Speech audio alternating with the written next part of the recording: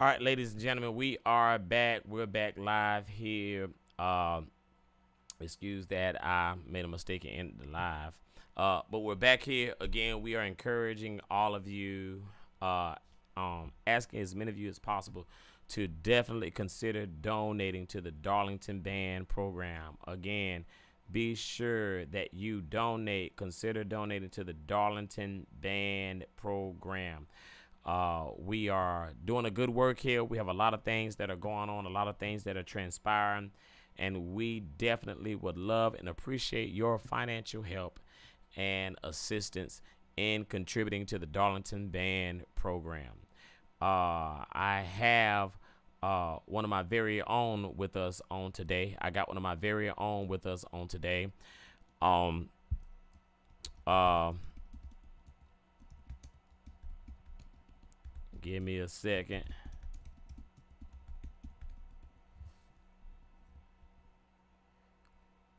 So we have our very own here today. I had a number of students that were here when I first got to Darlington High School that really saw the growth of the band and that really saw my development. I tell a lot of people that I didn't become a band director until I started band directing. So just like how your first child are they're the ones that give you the title dad or to give you the title mom. These kids were the first ones to give me the title band director. And so, ladies and gentlemen, without further ado, I want to welcome Mr. Josh Jefferson. Josh is he and Imani Grant. They're the first band directors that I've had to come from under my leadership. They both went to Benedict College. They both graduated, and both of them are now band directors. Josh, tell us a little bit about yourself. What year you graduated from Darlington County School District, when you went to Benedict, when did you graduate from Benedict, etc. Give us a little bit about yourself.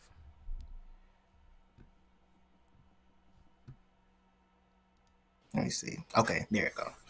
Okay, hello. My name is Joshua Jefferson.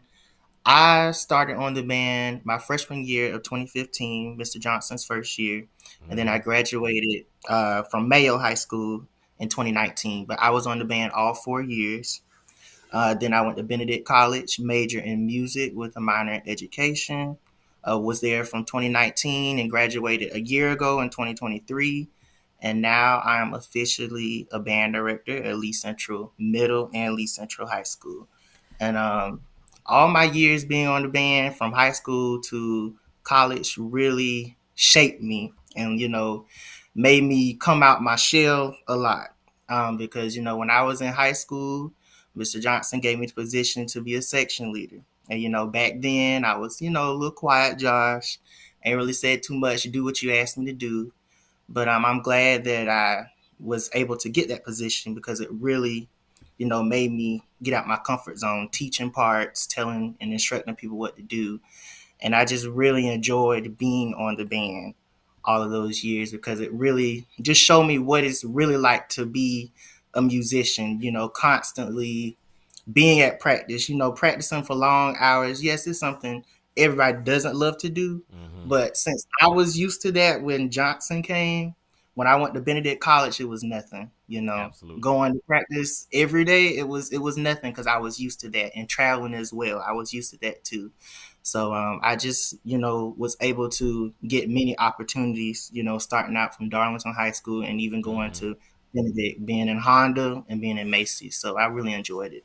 So tell us. I want you to tell us about that. I'm glad you brought that up. Uh, Hmm. uh, Josh actually had the opportunity to march in the Macy's home. I'm about to look my HBCU self. I'm about to say Macy's homecoming parade Hmm. to march in the Macy's. What is that? Christmas, Thanksgiving parade or Christmas parade? Yes, it was Thanksgiving. the Macy's Thanksgiving Parade. Tell us about that experience. Like, I saw you on TV. I saw Monty on TV. I saw Davion on TV. I saw Cato on TV. I saw Benjamin. I mean, I saw so many of our students on TV, man. I was, screaming and yelling up something, man. I even got the picture still in my phone still, that I meant to publicize on our Facebook page, but I was in the middle of a doctorate degree, so a lot of those things I wasn't able to get to. But tell us about that experience with you being at the Macy's parade. That was an experience. It was just very shocking. Even when I was there, it was still shocking.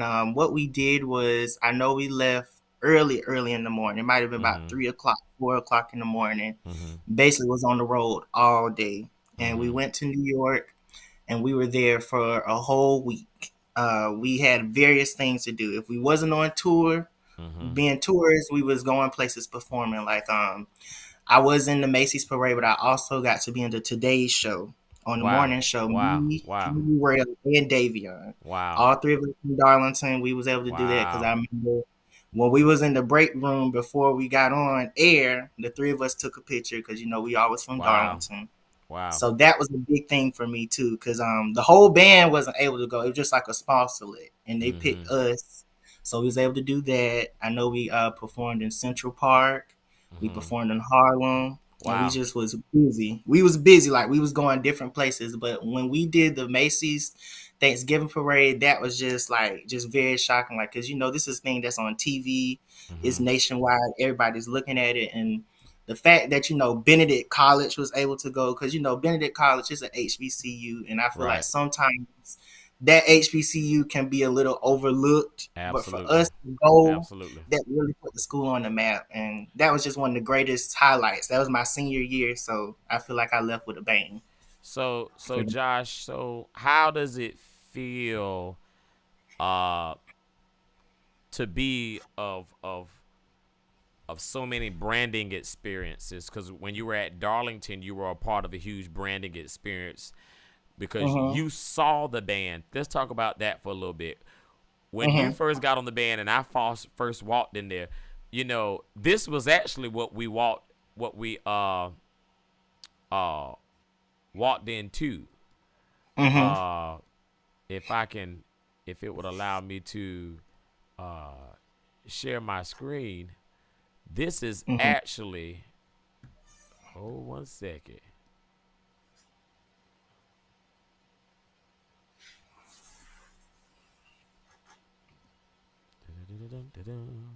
This was actually what we walked into, which is funny. This was the band. You remember this, Josh? let me see. This was the band, the first band uh, that I had at Darlington High School. The very first band. Now, Josh, this is you right here. Okay, I'm trying to see this. I can't even see the screen. You sharing it now? Oh, hold on. Let me see if you can see it. Hold on. Let me Okay. see. See if you can. You should have been able to see it.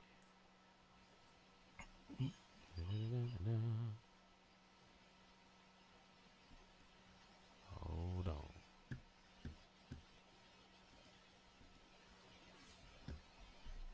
I'm coming, y'all.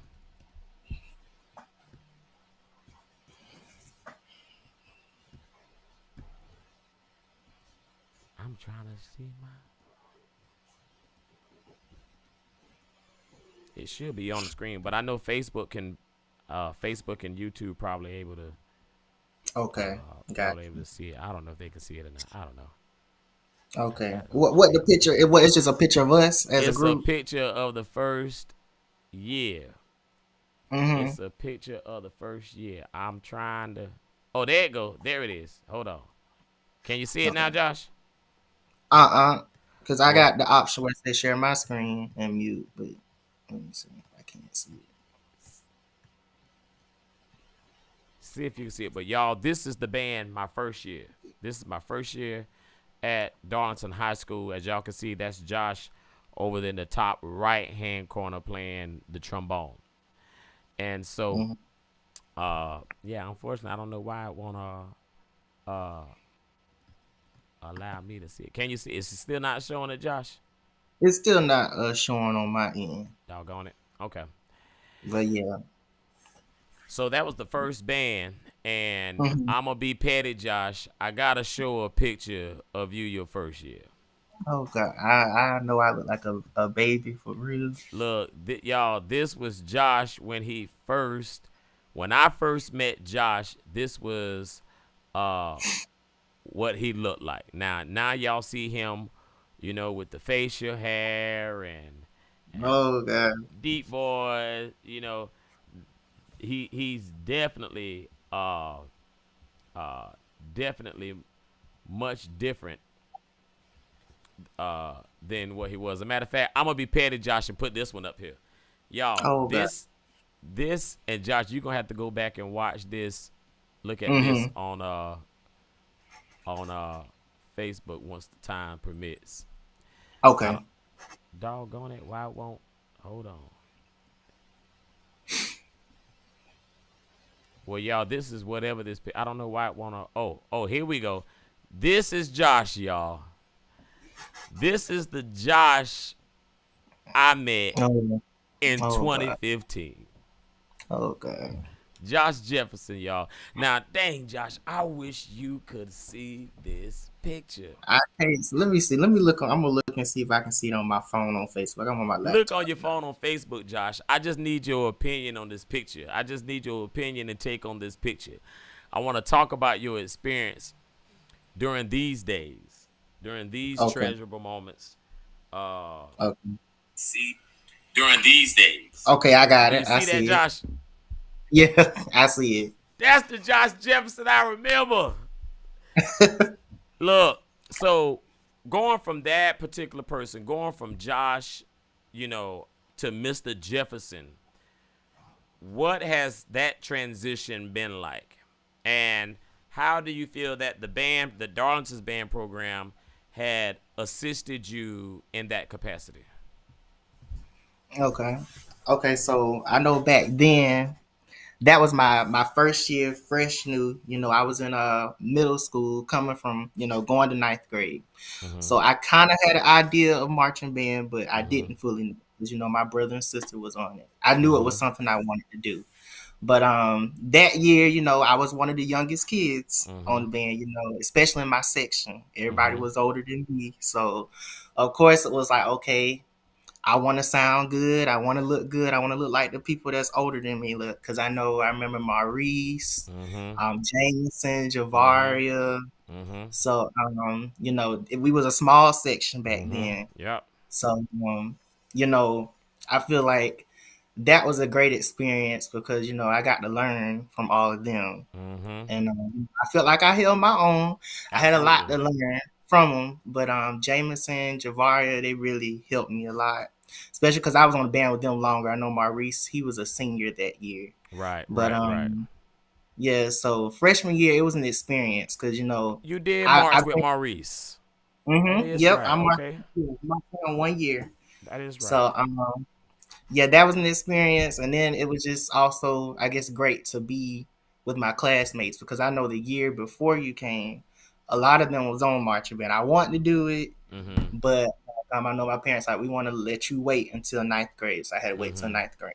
Mm-hmm. But it was a great opportunity because that year we was a lot smaller. So like I said, Right. I got to see the band grow and progress from small to large. So by the time we got to my sophomore year, what it Mm-hmm. was like, we still had four trombones. Mm-hmm. We had it was me, Jameson, Mm-hmm. Javaria, and Shatiria. Right. Shatiria was in my class, but that was her first year. And I remember that Right. was the year you told me to be co-section leader because you wanted me to see what to do because Mm-hmm. Jameson is getting ready to graduate. Right. But so that was a year where I kind of got to look at it and see what Jameson do. I got to step up more, kind of teach him more, especially like helping with Shatiria because me and her played the same part, so I would Mm-hmm. help Mm-hmm. her a lot.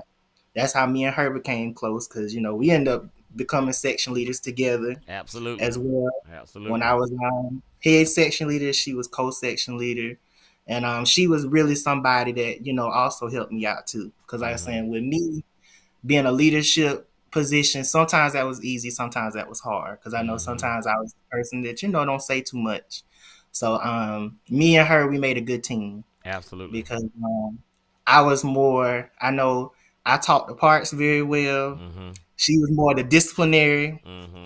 Mm-hmm. person, but we just had that good. We had that good team. A lot of Right. times when we made decisions, we made it together, and Right. we ended up marching at not Darlington, at Benedict too as Both of y'all went to well. Benedict. Absolutely. Yep. Absolutely. So yeah, so me and her was close, and going into Benedict, like I said, being on Darlington band, Mm-hmm. it helped me. It still prepared me for college. Mm-hmm. College it does go up a whole nother notch, Right. but Right. I was Right. used to the practicing.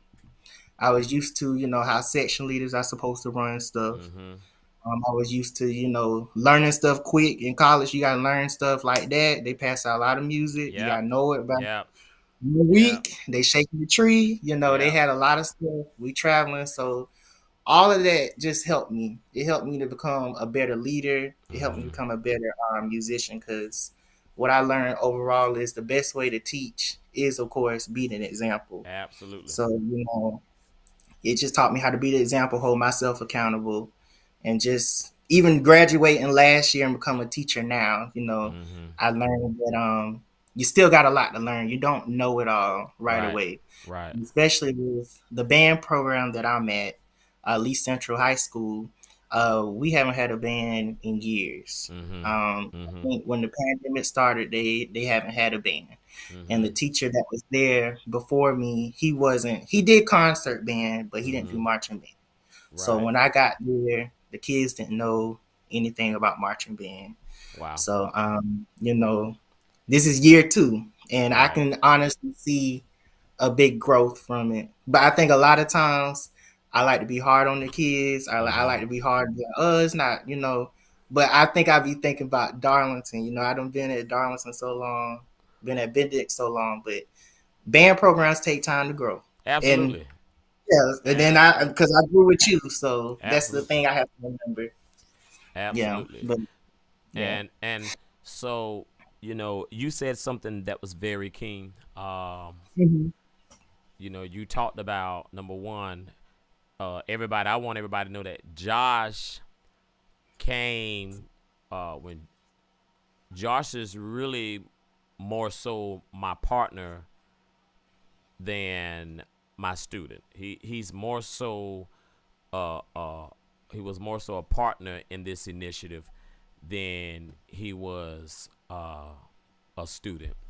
Um Josh was with me going through the fire and Yeah. growing this band program. So it was almost like starting a church, Josh. We just Hmm. bought this building.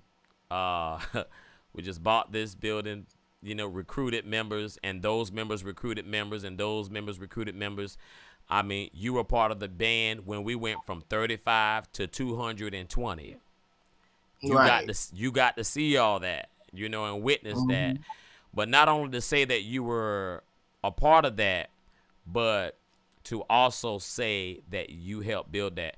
And I want you to know, Josh, that first band will never go unnoticed for me. Will never be uh I'll never forget that band. Yes. That I mean, y'all watched me propose to my wife on the field. Y'all saw me when I made the first move on my wife. Yeah. Yep. We did. We saw everything. Every- Y'all saw me when I made the first move. So, words can't express, Josh, man. You don't know how proud I am as a director to have a director out here, and just to really see that quality education and mentorship really does work. And I need you to know that you've taught me just as much as I've taught you. So Yes. I appreciate that. So being that you're a band director, tell me what tell me this, as a band director at Lee Central, and you also being in a similar pair of shoes as mine, how important is giving to a band program, and why is it important that the community should continue to give and sow into band programs? Um, I think it's very important because when it comes to the kids, you want the kids to have the best. Mm-hmm. If they're able to have it, you want the kids to have the best. And kids need to be exposed to more Right, things, the right right, things. And right. a lot of times when it comes to marching bands, that is where they get exposed to the right things. They get Mm-hmm. exposed to different schools, they get exposed to different types of education Right, and things of that nature. So I feel like giving into a band program is important. absolutely. You don't like with Bishopville, like I know like it's a small rural area. Mm-hmm. So like, the future or in goals, I want, the kids to be outside of Bishopville. I don't want them just to Absolutely. stay in Bishopville. And I feel like any program doesn't want their program just to stay in there. They need to see because that's the only way they're gonna grow. Right, So they have to have the funds. They have to have what they need. So that's right, why it's right, right, important with funding for the band, in my opinion. right, right.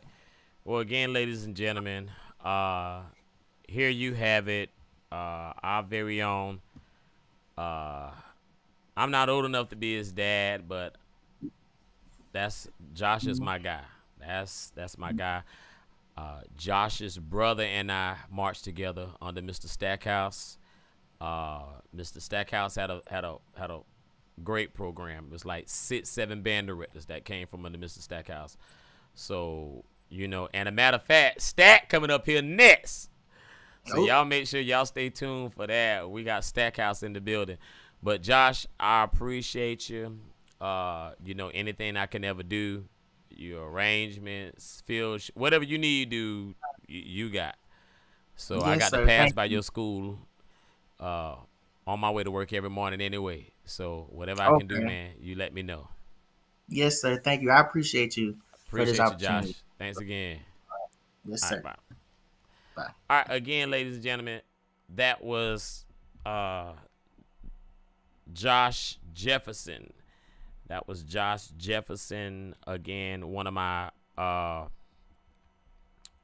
first band directors. Josh Jefferson, one of my first band directors. Ladies and gentlemen, again, please, please, please, if you have not already done so, please make sure that you make that donation. Make sure that you make that donation. It is important that you make that donation. Simply click on the link that we have pinned and make your donation. No amount is too small, nor is an amount too large. So again, please consider making your donation to the Darlington High School Marching Falcon Band, the Darlington Band program.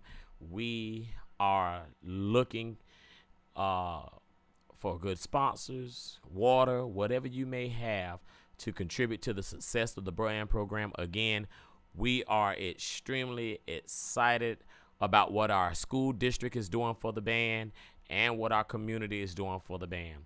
Y'all, it is with great pleasure, it is with great honor that I now bring on my high school band director, uh, in the person of Mr. Ernest Stackhouse. Y'all, you know, see, everybody don't know, but uh, the history of Darlington, and correct me if I'm wrong, Stack. When I think the history of Darlington, it started off as a traditional high stepping band under Mr. Dave Brew. Right. And then Mr. Dave Brew left, and then some kind of way in between, they tried to move it to a core style marching program, That's right. and That's then right. you came in and right the ship. Right. So, so Stat, you got to tell me, what was the band like when you first got here? Oh man. Oh man. When I got there, man, there literally was no band. There, it had the kids had quit, parents had given up. I mean, we had one band class, and I think it was maybe 8 to 12 students in that class. Wow. And Tommy was in the class teaching the kids on keyboard.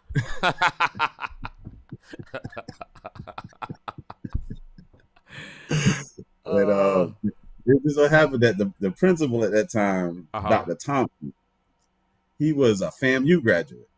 What? So, and at Darlington? Yes. He was a FAMU graduate. And he reached out to Kool-Aid and trying to get Kool-Aid over at Darlington. Because Kool-Aid had just started at Dillon. Mm-hmm. And you know, Adrian in his calm demeanor and always yeah. He was like, well, I know somebody that might be interested. So he called me. Here I am. I had just graduated, and I'm in Orangeburg. Right. So he called me. He was like, Stack, you know, I know you said you want to go to Atlanta and you ain't entertaining none of these South Carolina schools, but because that's what I said. And he's like, but Darlington looking for a band director. I'm like, Darlington? Where's Darlington? So he told me about the program. I was like, all right, well, I'll go to the interview. It's good interview practice. Because man, I was determined that I was going to graduate South Carolina State. I was going to go to DeKalb County. I was going to get me one of them bands, and I was going to. That was my goal. You know, so I said, okay, I'll take the interview practice. I came out, man, interviewed for the gig, and they wouldn't let me leave, basically. Look, tell me this. So how did people like Chris Floyd and Joe Rouse, how did you come into contact with those folks? Oh man, like okay, so Chris and Joe were in the program at that time. Okay. And they were real young. I think they were like freshmen in the band program. And so but you know those kind of kids that have that it factor, like those kind of kids that you don't have to beg to practice. Right. You were like that.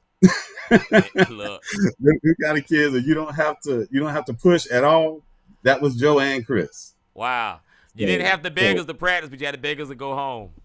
Right. But look, speaking of Chris, Stack, I actually got Chris in the building. What? We got Chris in the building, Stack. How's it going, Doctor? What's going on?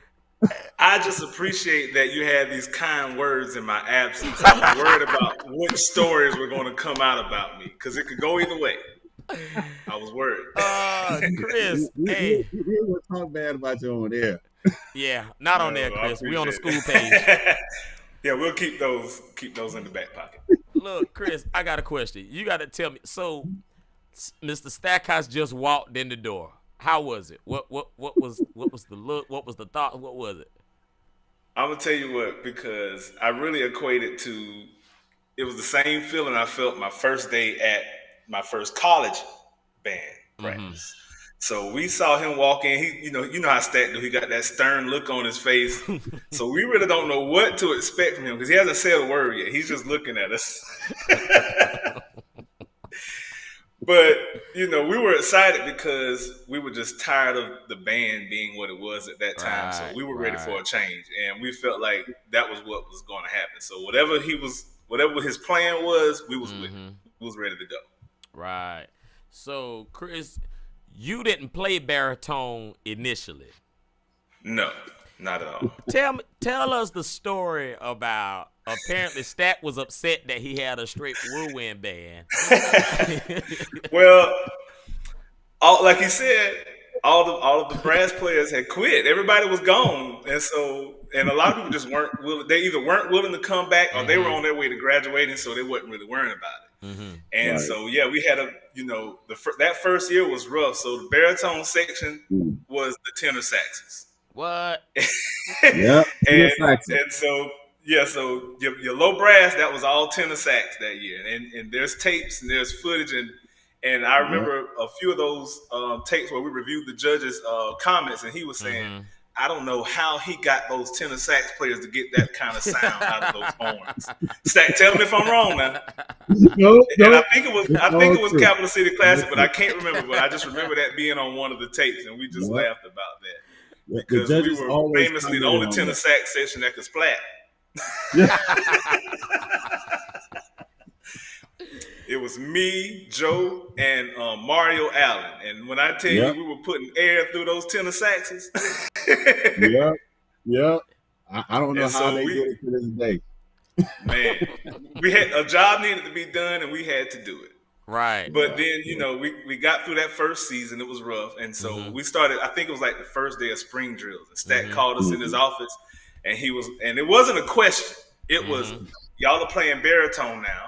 Here's your horn. Here's a fingering chart, and learn bass clef because I'm not writing baritone treble clef.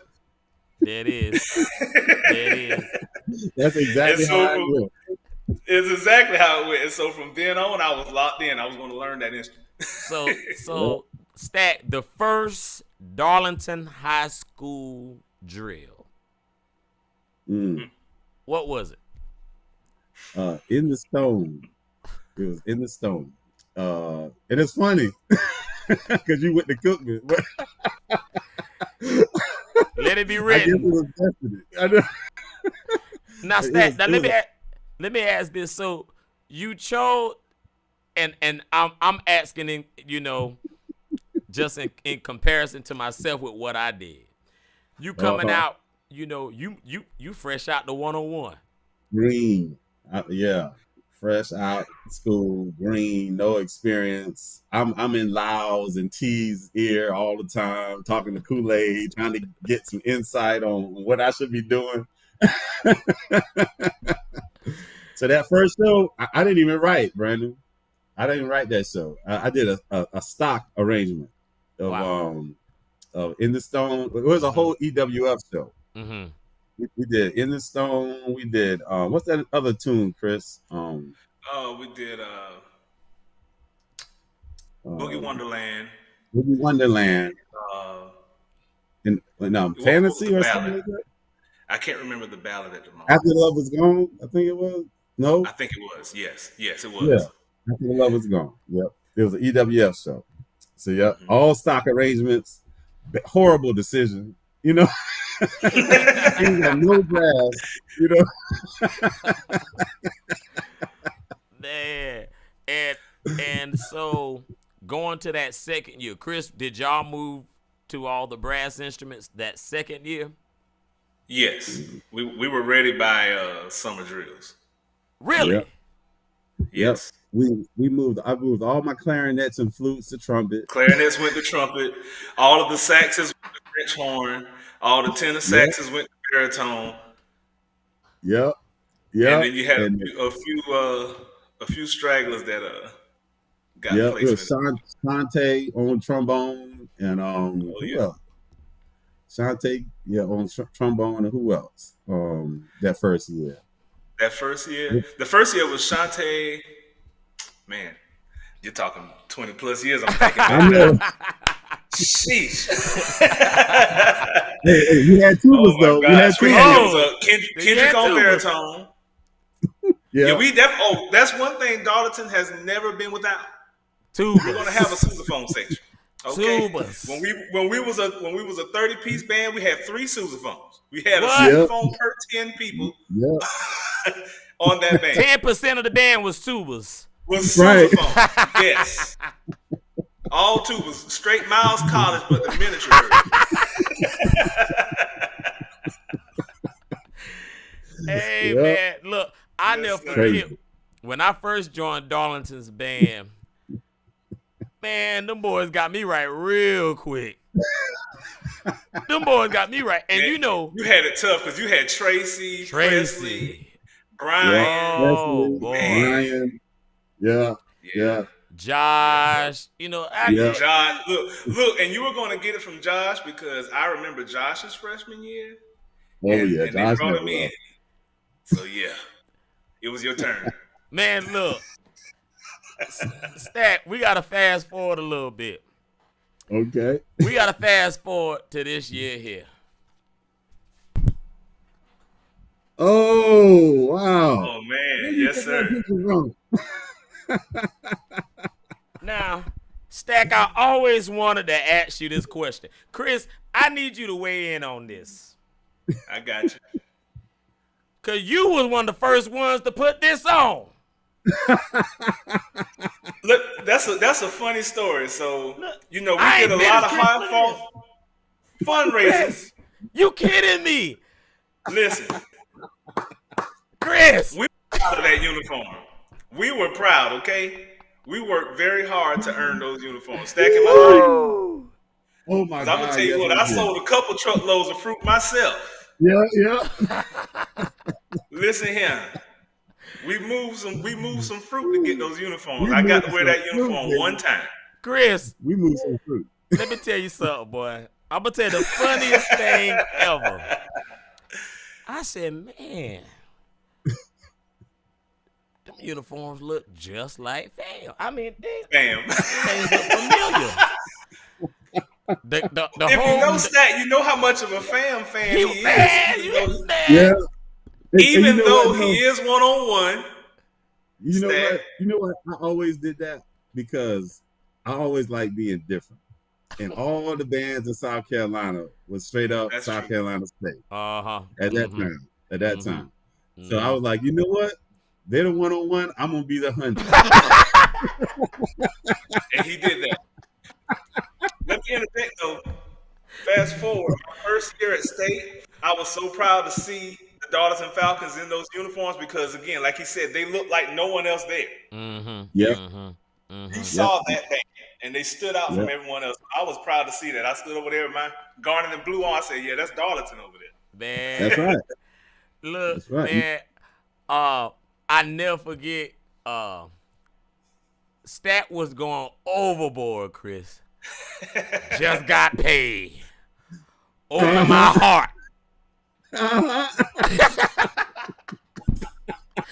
You're right. This is getting out of hand. Chris, I think you was on the band still, but one time, remember, we tried the Death March. Yeah. Oh, look. We falling all over the place. We Well, that was actually a revisit because we actually did the Death March the first year. cut it out. Remember that stat? Yeah, We we did it the first year. If you find that old tape of the Capital City Classic, we did the Death March before we entered the field. Yep. We did the Death March. The judges were impressed. Full 8 counts. Yep, you had to hold that 90. Your leg better not Nobody drop. dropped. Nobody dropped. Oh man. But you know what? To this day, Brandon, I've had some good bands, man. But that first year, I never had kids as dedicated, as hardworking, Mm-hmm. and as just disciplined as that first Mhm. year. When I say disciplined, I mean true to their craft. Mhm. Was hardworking without me having to say anything. Right. That Right. first year. Right. Man. And the judges noticed it because they would mention it through our vocal commands on the sideline before the game, before the show started, to the way they snapped and drive their feet and the way they played. You would think we would have had 200 pieces out there. What a 2-piece of the biscuit. and so I remember vividly when Chris and Joe graduated. Mhm. And I noticed the transition, the transitional period was really, really taking place. A matter of fact, Chris, you were part of some key transitional periods from graduate from high school, even from the SARS to the Ellis transition. You Yeah. know, Mhm. you part of some key Survived it all. transitions. Absolutely. Yep.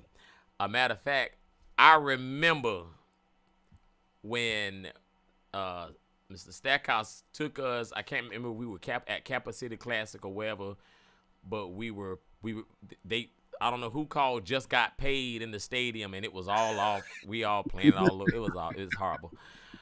But I remember seeing you, tallest guy in the band, and I remember State playing Anthony Hamilton, Charlene.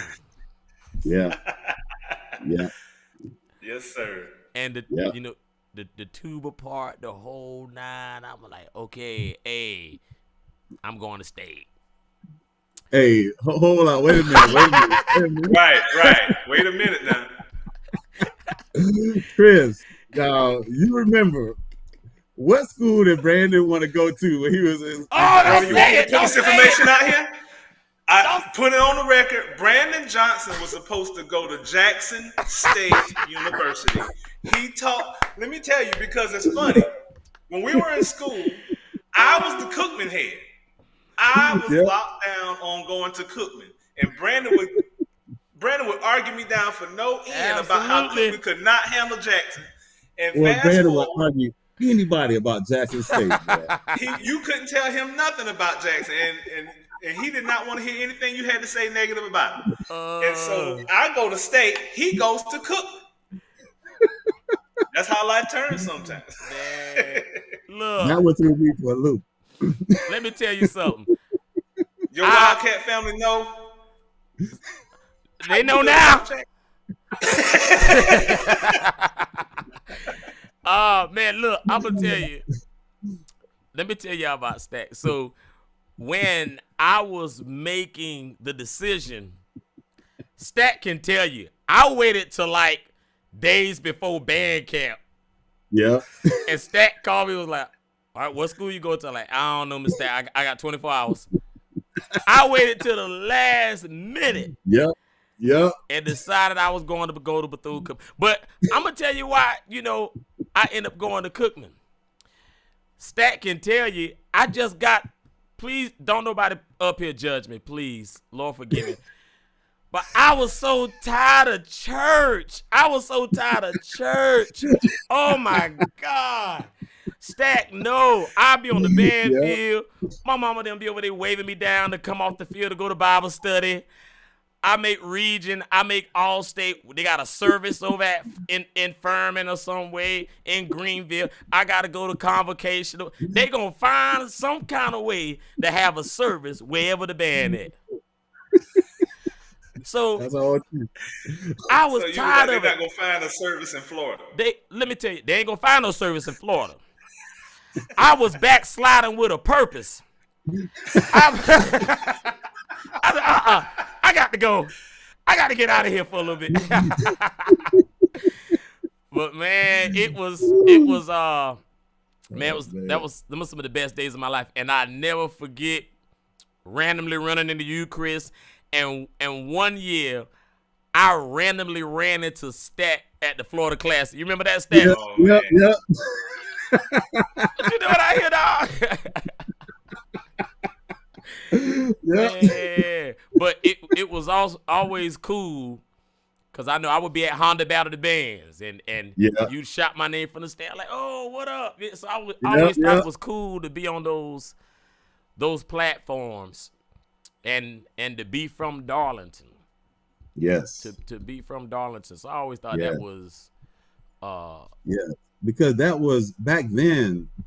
There were no kids from Darlington that had done what y'all had done. Like had gone to these universities and participated in these bands and get on these large stages with these thousands of fans, and like that wasn't happening. So I was proud of y'all, man. Whenever I would see you, either one of you, I would just try to scream as loud as I can to make sure you saw me and give you the thumbs up. The thumb. Give you the thumb. I was just so proud, man. I still think about that stuff sometimes. Yeah, man. So who was very instrumental, as far as administration, as it relates to you building the program here at Darlington. If I can remember, I remember one time you guys actually had the choice of either going to the inauguration parade, participating in that or getting you new uniforms, if I'm not mistaken. Mhm. That's true. We've been blessed at Darlington. Because when I got there, like I said, it wasn't no band, but there was a budget for the band that we was eventually gonna build. Right. So we had that budget in place well in advance of us getting the numbers or the kids or the butts in seats, so to speak. And as the principals changed over the year, the principal that was there the longest and was Miss Jeffords. I don't know if you remember. Jeffords. Earl Jeffords. Yeah. So Miss Jeffords, and Miss Jeffords, she was like a chameleon. Like, she would fool you because you look at her and she's like, okay, she's this, conservative lady, but she wasn't that. She was a straight shooter. Straight shooter. Absolutely, sir. Yeah, and she would, she and I were on a first name basis. She would call me Stat. She would call me in the office. Be like, hey, what do the band need? What y'all need? All right. I'm gonna make sure you have it. I'll make sure you get it. So she was very instrumental in those early days. And Mr. Wilkes, I don't know if you remember Keith Mr. Wilkes. Yeah, Chris, that was your principal, right? Yeah. Wilkes was very, very helpful, man. When he got there, like I said, blank check. We did what we wanted to do. Definitely love the band. And then on the district level, my boy. Yeah. You ain't gotta say it. Man, for sure. All of them. The board members, the assistant superintendent, Dr. Knight. Dr. Knight was down with the band. Dr. Knight. And Herman Jeffords was real tight. Yep.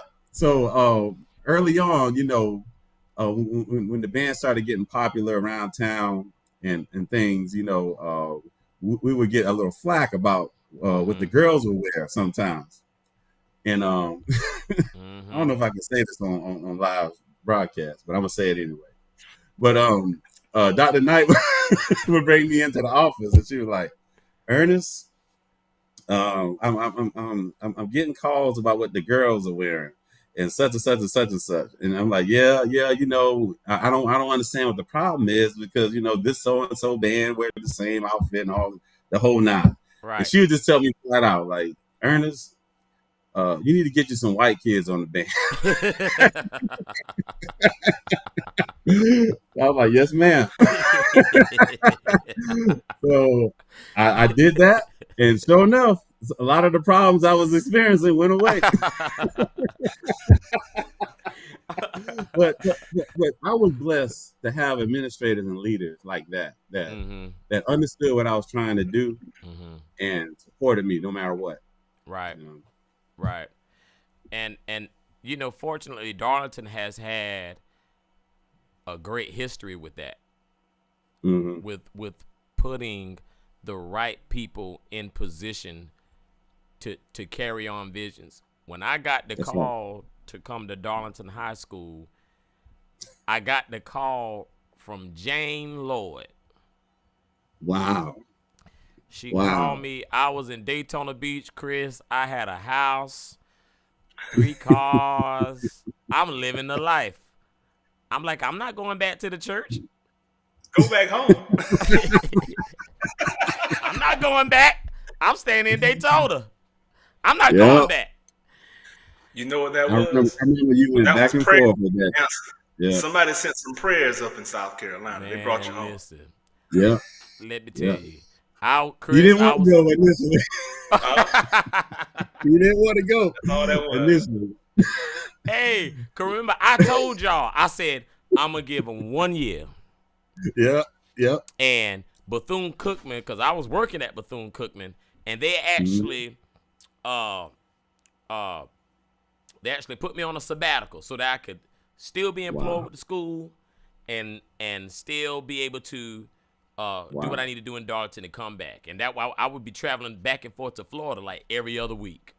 And the good Lord knew what he was doing, because that's when Tempest came back. And when she walked in the band room, I was like, My. Hey, she That was the wasn't, anthem. and you know, Chris, you was her section leader. So the reason why Tempest is how she is in the band world is because of y'all. I helped a little.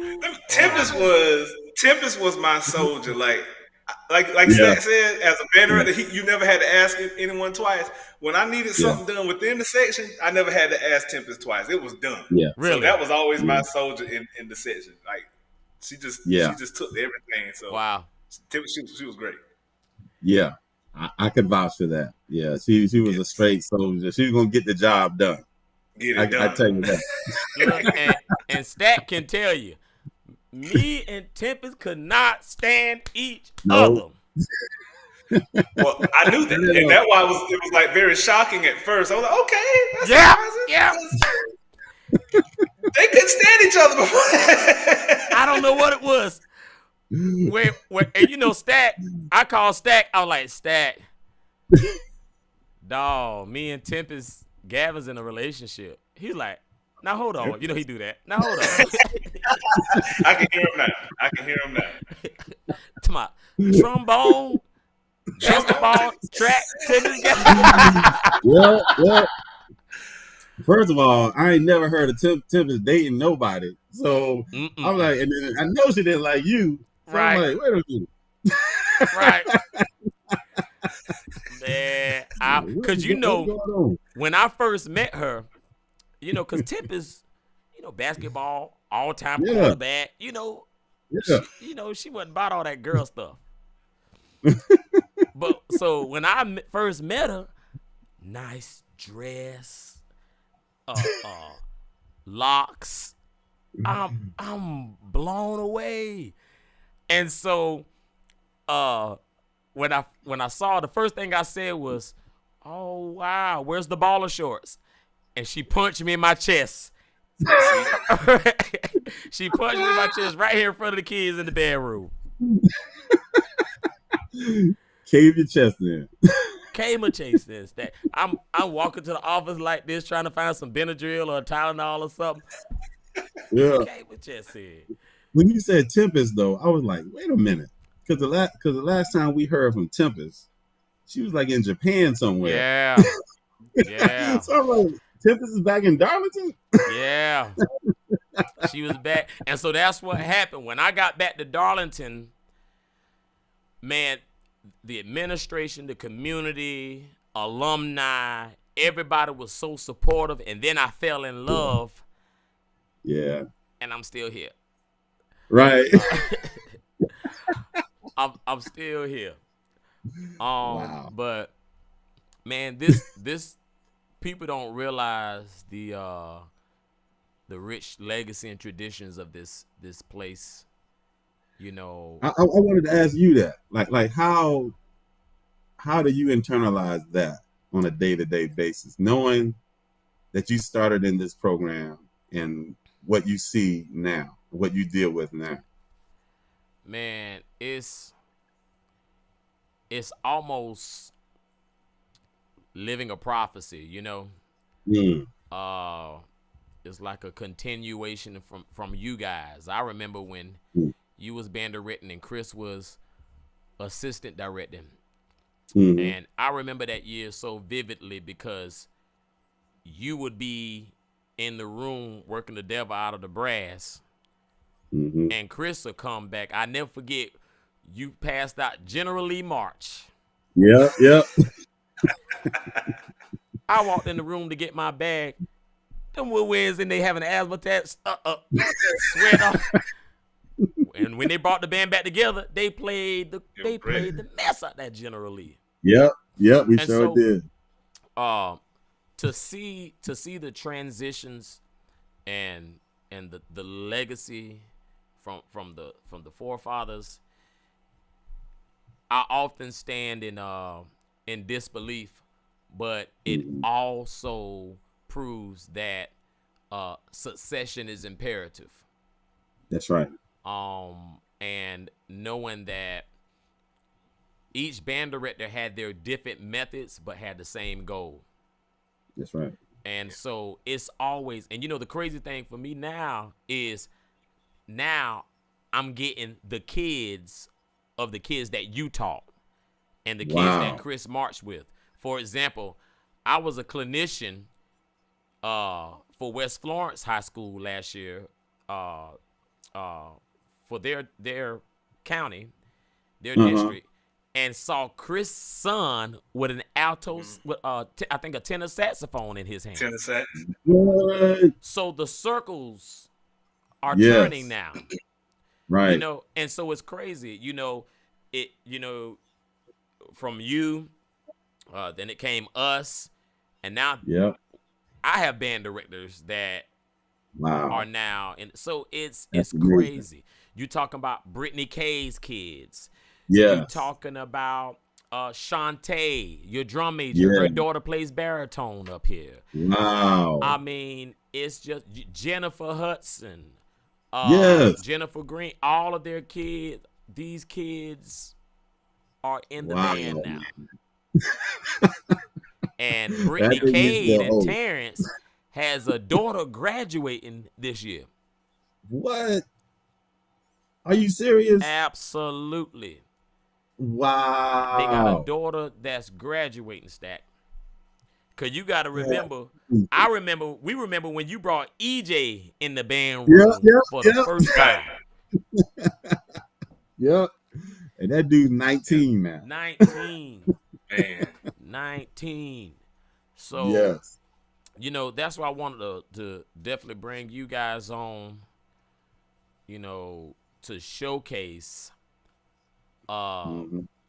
Darlington it's not just a band, it's not just a placeholder, but it's almost it's just a life-changing benchmark, It's Right, a place right. you stop into and leave differently when you go out. That's right. You know what I'm That's saying? right. So, It's like a rite of passage. absolutely. Like something that if you go through this band program, you're almost destined for success. Absolutely. That's what I've seen with my own eyes. And going back Take to those Chris. tools and apply them. Exactly. Yeah. And going back to Chris, so before Mr. Stackhouse got to Darlington, I mean, what was the morale like then? Oh man, it was rough because I mean you could just kind of the band students they were kind of tired of I'll equate it to those movies where you got the beat down football team and they hadn't had a good coach in a long time. It was that situation. Like the students they were like, there's no point in doing this. The band sucks and the band director doesn't care. So why are we here? And then we went through some changes. You had band directors that were just kind of they didn't really fit the culture. I'll just say that. Right. That's the best way to put it. Wow. And so Right. it definitely showed. So when Stat came, it was a welcome change. Right. So Stat, one thing I want to add, was it hard to leave Darlington when that time came? Oh yeah, man, I cried like a baby. I cried, bro. But it was hard. It was hard because there's nothing like you're going to experience this too, but there's nothing like your first band. Your first band program, because that's the one that you got all your rocks off. That's the one that you actually fielded your first show. That's the one that you went to competition and got your first superior. That's the one that you went to festival with. That's the one that you took kids and changed their lives, getting them scholarships for the first time. Absolutely. So you are connected to that first band no matter what. And so when I left Darlington, man, that was the hardest thing I've done professionally to this day. And I left because my wife got an opportunity because she wasn't happy with doing what she was doing. So I wanted to I was happy because I was a band director. Absolutely. I wanted to do that for free. Absolutely. So I wanted her to take some of that happiness. So I was like, okay, I'm gonna leave this position. I can get a band program somewhere else. I can do what I did at Darlington somewhere else. So let's go where we're gonna go. But to answer your question, that was the hardest thing that I had to do at that time. Man, I ain't gonna And, start and nothing up here. you're gonna experience that too. I got too many people watching. They're gonna start asking questions in the morning. They gonna start asking questions, because I will tell you, and going back to your question, about how it felt to be a part of multiple generation of directors. I'm like, I must be the person to put all this together to bring forth an even more quality product. That's and right. to this day, people gonna say, "Oh, now you good, Brandon, but you ain't no star." Oh, you good, Brandon, but you ain't no I Keith got Debrew. that. You ain't no Debrew. Oh man, I got that. Right. You ain't no Debrew. Chris, My God. I don't know if you knew about all this, but bro, we got compared to Mayo so much, man. Oh God, up and down. People would come and tell me in my face, like, Stackhouse, I like what you doing with that Darlington band. Y'all all right, but Keith Debrew, Yeah. you know Yeah. when they voice behind. Yep. That Keith Debrew. Terror, the terror of the PD. The terror, the terror, the terror, the terror. Yeah. And you know what? That's where I got the name from, because I wanted to borrow from what was there before we got there. Mm-hmm. They were the terror of the PD, so I turned it to the pride of the pride PD. of the PD.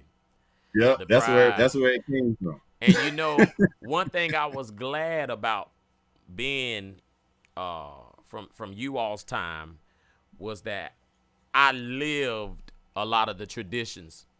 So the band directors in between you and myself, when I got back, the first thing I did was brought back what we used to do. Wow. Yeah. For example, when I came in here, all the pictures of us were in a trash dump. What? Yeah.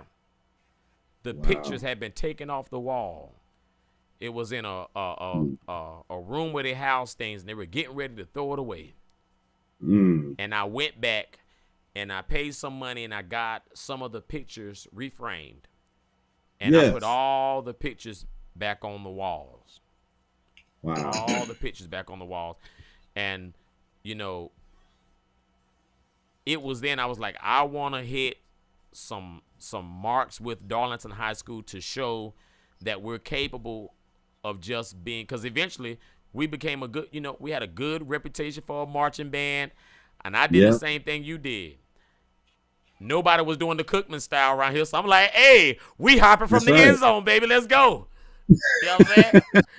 we we're gonna do the down up turn. We're gonna do that. That's what we gonna do. And even the drill writing process. So but then I was like, I want more than just this good marching band. And then we went into concert band. We was able to do well at a grade 6. Do well at a grade 5. Man, I'm so proud of that, brother, because y'all did some things that we didn't even get the chance to do on the concert band level. Y'all have played masterworks and grade 6 and 5 works, and that's a testament to your prowess and your staff and that middle school. So hats off to all y'all for all the work that y'all put in, because a lot of that goes unnoticed and unappreciated because it's not marching band. Right. So I just want to say publicly, I understand the work that was put in, and I understand the hours, and I understand the time commitment, and I applaud y'all for that. Absolutely. And even to the jazz band, set the things. So I'm not saying that to brag, but I'm saying that to say that you guys, y'all's leadership, Stack, your leadership, Chris, your influence, y'all actually contributed to the success, because had you not conditioned the minds of the community, and had you not conditioned the minds of the parents that you led, Mr. Stackhouse, and the parents that you marched with, Chris, they would have never understood how important it was that the kid practice on the instrument, that they do district, that they do region, that That's they right. So I didn't have to deal with a lot of that because it was already instilled in the parents from when they were already at Darlington High School. Right. Right. So when they come for band camp, it's never really no complaint. It's never any complaints. You know, I dismiss band practice late every day, 30 minutes late every day, and I never get a complaint because they've already been, you know, like mentally prepared and equipped for it, and they're really down for the cause. So, I mean, so you know, my question before the last question. Oh, go ahead, Stat. My bad. Go ahead. No, I was gonna say you're right. It's almost like the foundation was laid. Mm-hmm. So those parents who are kids then, who are now or parents now, they understood the commitment. Absolutely. They understood the long hours. They understood a little something about hard work. So they appreciate that when you hold them kids, when you make them work, when you make them draw, when you get into them, you know, because it reminds them of when they was on the band and what they got out of it. Absolutely. You know? Oh yeah. So my question to y'all now is, you know, what do you think about what you see now with Darlington's band from a distance? You know, I'm very curious to hear, you know, what's been your perception of the band from a distance? I've been proud of everything you guys have been doing, man. I brag on the band all the time. Like every time I go, they know I represent Darlington as a band as much as I do the 101 because y'all are doing great work, man. You really turned that program around because even, you know, before you got there, you know, it was always a turnaround period, and you build it right back up. And I can't remember which performance it was, but you brought the kids to Orangeburg one time, and y'all were marching in the stadium. And, you know, for years, a lot of the Atlanta bands have been coming to Orangeburg, and they were like, who is that over there? That's Darlington. They're not from Atlanta. Make it be known. So, yeah. I was gonna piggyback off of that, too, a little bit, because being a South Carolina State graduate, and, you know, we went through that transition of getting a new band director from Atlanta, and him recruiting heavily in Atlanta, and you know, speaking amongst the staff and some of the kids, you know, there was a kind of an aura that there was no talent in South Carolina, and that he had to go to Atlanta to recruit, you know, because that's where the talent was. Wow. But then here comes Darlington, you know, and they're competing on a very high level. Not just with marching band, but they have a hell of a concert band, jazz ensemble. They got the numbers of these Atlanta bands, you know, so they can play with them, you know. So it forced that staff that was from out of state, you know, to recognize Darlington and to appreciate the talent level and the hard work that you guys are doing in Darlington. So I was very proud, just like Chris was, of everything that y'all did and continue to do. I continue to be proud every day. Every time I see you, I'm like, I tell everybody, look, he used to play tuba. I got a picture in my office that when people come in there, you know, I have all kind of people coming in there, and it's of that last band at Darlington, and you was up there on tuba. And every time I say that, I'm like, hey, he runs that band now. You know, I tell him that.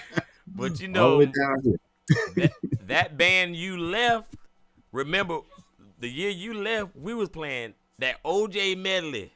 Yes. Knocks me off my feet. Yes. Bruh, how about I was looking at that show last week. It just happened to pop up on my YouTube feed. I was looking at that show and I was listening, man. I was like, man, That band was playing. Yeah. That man was playing. Yeah, Yes, That sir. band was playing. man, we had so you know, I don't want to hold you guys long. You know, Chris Yes, Stack sir. a Yes, whole sir. trustee in the church and stuff. Now this is definitely a different Stack house. Oh, Hey, y'all would not believe it. All the cussing and stuff I done did. Now I'm the dang on steward board member, chairman. Chris, he the usher board president now and all that. So but before we go, just want you guys to, tell the community, just how important it is to, support their community bands, to support their band programs, whether it be financially, physically, spiritually, educationally, just how important it is to, support the bands. And even if there's boosters or parents or community members from other cities or states, who are wondering how important it is, what words would you say to them as it relates to how important it is to support your band program?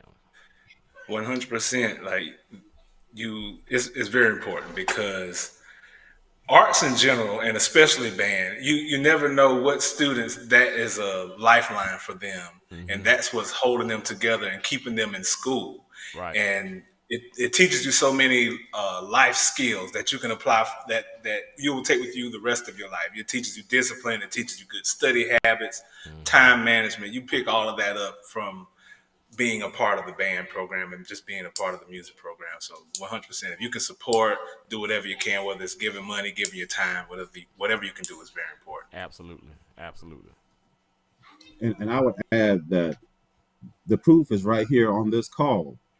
The impact of a good band program on the life of a student.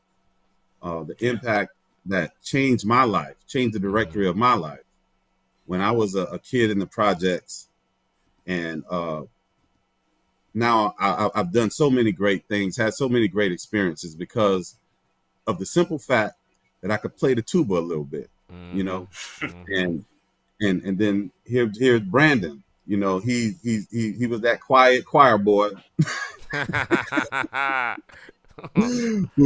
who was an all-state tuba player, and because of that, here he is. He's director of bands, Dr. Johnson.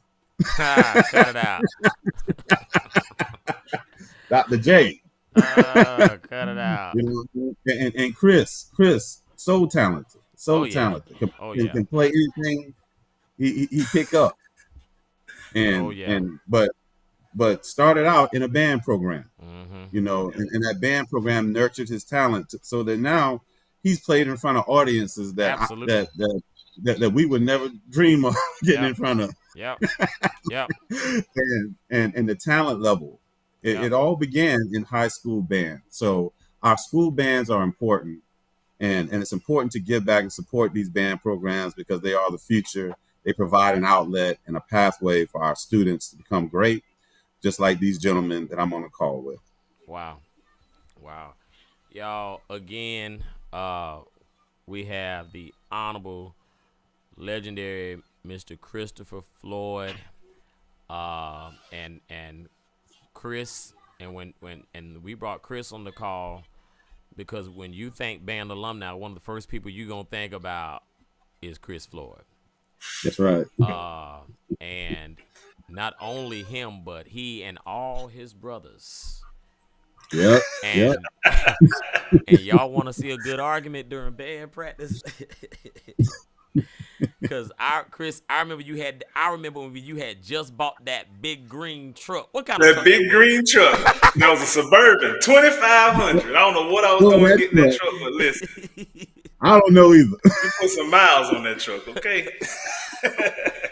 And I used to stack, and all the boys like 7'8". I said, you see these big 3, 7'8" boys getting out the truck. And that they had them big Monster Burger tires, Chris. I was like, where you got this truck from? County Auto? Where you got that truck from, Chris? Wasn't it PD Auto or something? Something like that. One of the little local dealerships. I can't help it, man. Man, I remember that truck.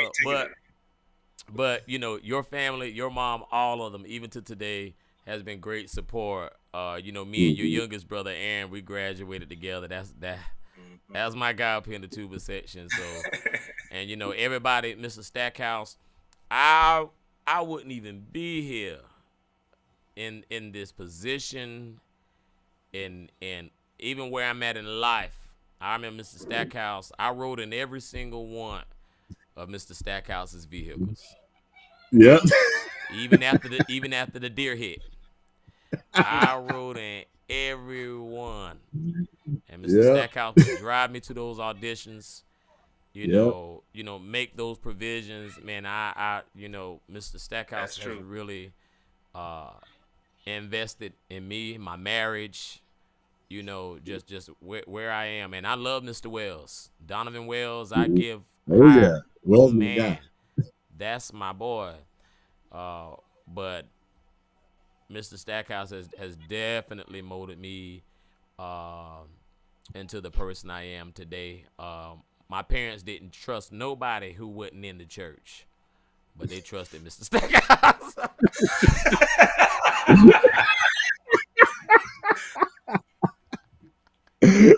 and you know, and so to end this particular segment, I got a call, Stack. And you know, Chris, I got a call week before last. And this news reporter called me. He said, I need 10 minutes of your time. I said, for what? What are we talking about? He said, man, this conversation is about Mr. Ernest Stackhouse. I'm writing an article on Mr. Stackhouse. I just need 10 minutes of your time.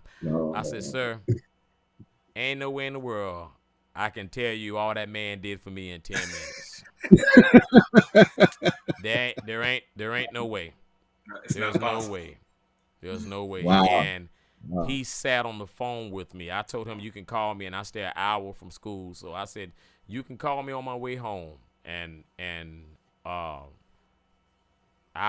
definitely give you, you know, the impact that Mr. Stackhouse had on me. And that took all of an hour and an additional 30 minutes of me sitting in the driveway. Wow. I really wanted to get off, because it's not often that I get, we're at that, you know. But, you know, we're in our own lives now, married and all. But one of the key parts of my marriage, Mr. Stackhouse, is the fact that me and my wife get to share that experience we had with you. So I just want to let you know that you're appreciated, and had you not come to Darlington from that recommendation from Adrian Wright, me, Chris, none of us would have been on this call today. Man, lives completely different, 100%. So, we appreciate it. I appreciate y'all boys. Chris, you already know I run into you every here and then, but you know, and Stack, I'll see you. Stack is one of our judges at Keith Day Brew. Yep. So I'll be there. He'll be out there. Chris, I might be contacting you for that too. Shoot, you can judge. Yeah, we'll talk. Yeah, we'll get on that. But yeah, appreciate y'all boys, man. Y'all go ahead, man. I got a few more segments after this, but man, appreciate y'all boys, man. And feel free to donate. All right. All right. Take care, brother. All right. All right. Ladies and gentlemen, man, look, that was a rewarding experience, man. You know, it took a little bit for me not to get emotional, but man, Mr. Stackhouse, I owe that guy. You know, from my mom worked that hard as Mr. Stackhouse used to take money out of his pocket, and you know, I would travel with no money, and Mr. Stackhouse would pay for my food and my hotel stay for Region and all. I mean, I wouldn't be where I'm at today if it wasn't for Mr. Stackhouse. And so I say that to say that the same way I try to impact the kids here at Darlington High School is the same way that I was impacted while here at Darlington High School. And believe it or not, I refuse to buy new band furniture because of the work that I admired from Mr. Stackhouse and my constituencies and classmates and band peers who played alongside with us. So the kids here at Darlington High School, Mayo, Darlington Middle School, they are sitting in the same seats. They are sitting in the same seats, standing on the same podium that our forefathers once sat in and what stood on. Look, y'all, I need y'all to donate. Listen, let me give y'all an update. We are currently at $24,300. Our goal tonight is $25,000. We are $700 short. We're $700 shy of reaching our goal of $25,000. Listen, if you have not donated, please consider donating to the Darlington Band Program. You can do so by clicking on the link below. To donate, okay? It should be in the comments area. So if you would, like I said, click on the link below to donate, and yeah, we should be good to go. We're going to be up here to like 8:30. Still going to hear from more people. We got the staff coming up next. We got Sherman Barno coming up. We got Marcus Davis coming up. We just got a host of folks that's going to be joining us for these festivities. So please, again, if you have not donated or contributed, go ahead, donate and contribute. If you've already donated and or contributed, then do it again. A matter of fact, I'm gonna do it again. So let's do that, and we'll be right back. When we get right back, you're gonna hear from the staff, and we'll be moving right along. Share this post.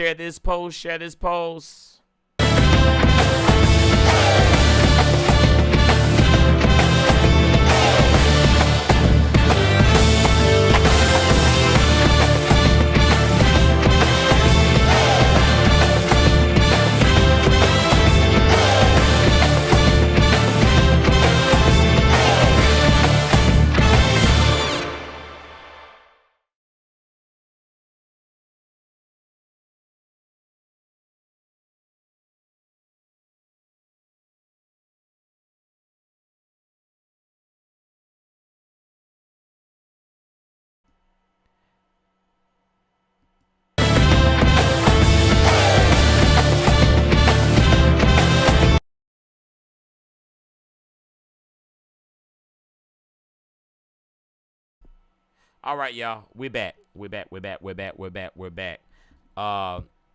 got to bring the staff on. Ladies and gentlemen, I want to introduce this young lady. She was a part of the first band as well, part of the first concert band when I was at Darlington High School.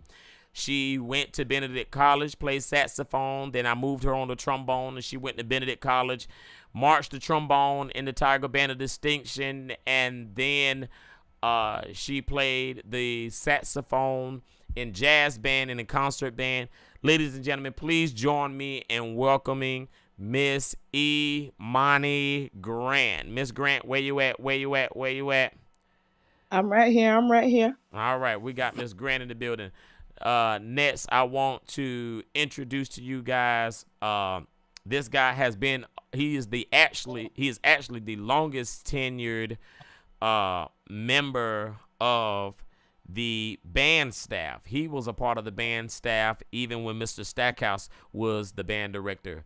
Ladies and gentlemen, please make some noise for none other than yours truly, Mr. Darwin McCray. D, where you at? McCray, where you at? Hello, y'all. How y'all doing? Good. And last but not least, we have in the building none other than our very own. This guy walked in the door with me, and the way it's looking, as long as I'm here, he gonna be here. And as long as he don't leave, I don't plan on leaving. But everybody know this is my guy. You see me, you see him. You see him, you see me. This is my guy. This is my brother. But aside from our personal relationship, this is one of my most dependable personnel. Y'all already know who I'm talking about. Y'all make some noise for our very own Mr. Means, ladies and gentlemen. What's up? So, all right. So this fly is trying to tear me up. So let's go ahead and get it started. Monty, tell the folks about the band program. Being that you're one of the youngest staff members, what have you experienced, and how does it feel being once in the band and now giving instruction in the band? It is totally different. Seeing how everything is operated behind the scenes, behind closed doors, rather than being on that field is totally different. It's a very different experience, and I will say that I'm still learning as well, but it's a good experience.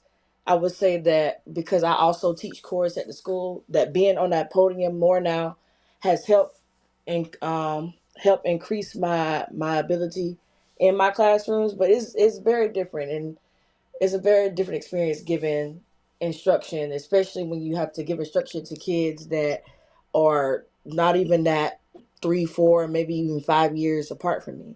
Mm-hmm. So it can be kind of tough. It can be kind of hard, and some people would say that I'm a bit too nice because you say it all the time, and everybody say it all the time. And I'm a bit too nice and blah blah blah. But I'm trying to be stern and everything. But it's been pretty cool seeing, but it's also stressful and a lot of work. And I even admired you, Mr. Means, Mr. McCray, everybody that was on the staff when I was on the band. I admire you even more because, I mean, think of all the hard work, like all the hard work that y'all do now. Think of all the hard work you had to do back then, just starting it up. That was even more hard work. So I really appreciate it. Made me appreciate y'all more and admire y'all more, especially seeing what y'all do behind scenes, and now what I have to experience behind scenes and do as well. So it's been pretty cool seeing and doing the things behind scenes. Mr. McCray, being that you were one of the longest tenured members of the staff, how has it been watching the band across the different generations of band directors? Well, I can actually say it started with Mr. Singleton at Georgetown High. How he Okay. produced Mr. Stackhouse, and I remember Mr. Stackhouse always calling Mr. Singleton to get ideas and things going on for his band program, and how he expanded the band program, and then he came to Darlington. Then he produced you, and I remember you talking about how you would call Mr. Stackhouse, get ideas from him, get pointers from him, and I just kept seeing reproduction. And now you've produced actually 2 other members, which is Imani and Mr. Josh Jefferson at Lee Central High School. I just keep seeing reproduction of the same product, and the same product keeps going. Absolutely. And you actually saw Miss Grant as a student, correct? That is correct. I saw Miss Grant as a student. You saw Mr. Means as a student, correct? That is correct. And you saw me as a student, correct? Yes, sir. I sure did. Which one of us is your favorite? Don't even get me. No, sir. I'm not falling into that one. I will not fall into that one. So D, tell us what, based on your experience, what has been your favorite drill or one of your most memorable years with the Darlington Band program? There's 2 drills that I remember specifically. That's the drill that Mr. Stackhouse did, the song called "It's a Love Thing." Okay. That was a great drill. I love that drill. And another drill that I saw Darlington do was the Big Time drill. I knew you was gonna say I love that. Yeah, that big time, that float in there really kind of blew my mind because I really didn't think uh, they could actually do that, or you could actually get a high school band to actually do a float like that and make it Uh-huh. look like collegiate level stuff. Absolutely. So that was just a great drill. Absolutely. Absolutely. So we got Mr. Means on the line. I'm gonna save him for a special segment later on. Miss Grant, so big time, the drill that Mr. McCray is talking about. What instrument were you on that drill? I don't think I played big time. Did You I? did play big time. I did. Yes, Oh, ma'am. okay. Well, big time. I was on trombone. Okay. How many years you was on trombone? So I didn't do marching band in ninth grade. So 10th grade is when I got on marching band, and that's when I did saxophone. So I was on trombone 11 and 12. So 2 years out of high school, Okay. going into college. What was your last drill before you went to school? Was it get down on it? It was big time. You didn't play big time. She did. No, you just said that I did. She You just did. said I did because my favorite drill, it will always be the first drill that I played trombone on, and that's Ain't Nobody. Okay. So the Shaka Khan drill. Yeah, the What was Shaka the Khan drill. concert number that year? Um, um, um, um,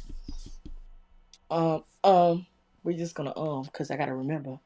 It was because we played it at Keenan. It was Was it Don't Leave? Dun dun dun dun dun. yeah. There it is. Don't leave. There it is. It was Don't Leave. Yeah, because Yeah. I will.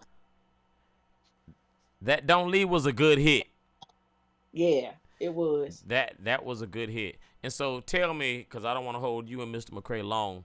So tell us, Miss Grant, from being a student up to a teacher now, what are some of the things that the band could use assistance with as it relates to the contributions from the community or our peers or our constituencies? Or tell them what it takes to effectively run a band program, uh, and what are their donations used for? Oh yeah.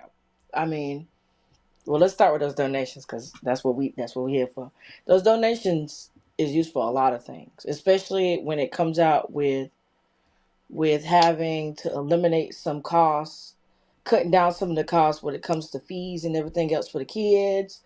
It helps pay for transportation when we have to go to games and competitions and everything. It helps pay for a lot. So the money is not in vain. It's to help us out in Absolutely. in many different ways, in tremendous ways, and cut down costs on a lot of things. And Absolutely. and I would say with the hard work that it takes to run this program, it's never ending. Mm-mm. It's day, it's night, it's every day. Mm-hmm. It's like you have no life until band season is over. That's right. It's sacrificing. You're sacrificing a lot, Absolutely. and that's why I say I'm very appreciative because I didn't know that it took that much sacrifice. I mean, leaving late nights from the band room, getting there Mm-hmm. early mornings, Mm-hmm. and Mm-hmm. and just staying there the whole day, and the time and dedication it is to writing the music and Mm-hmm. figuring out the drills, and the kids want to play this and they want to do that. So it takes it's another life Absolutely. that you have to be willing to be willing to do, because if Absolutely. not, then this ain't the job for you. This Absolutely. ain't for Absolutely. you to be. Mr. McCray, tell us, tell our watchers, because I want them to see your level of dedication. Aside from being on the band staff, what is it that you do as far as your occupation? I am a charter bus driver, and I'm constantly on the road. And when I'm not on the road, I'm basically at the high school. And tell them the wildest drive you made and came back and still made it to whether it's a band competition, band practice, etc. Well, there's actually several that's in that realm, but I think the wildest one was just recent when I woke up in Tallahassee, Florida, uh, drove back to Orangeburg, Mm-hmm. dropped off in Orangeburg. I had another drop off in Columbia, Mm-hmm. and then I actually got off from there and then drove to Charlotte for a band competition. Wow. Wow. Yeah, Wow. and that was a very long day for me. And I must say, when I got home, Mm-hmm. I was through dealing. I was done.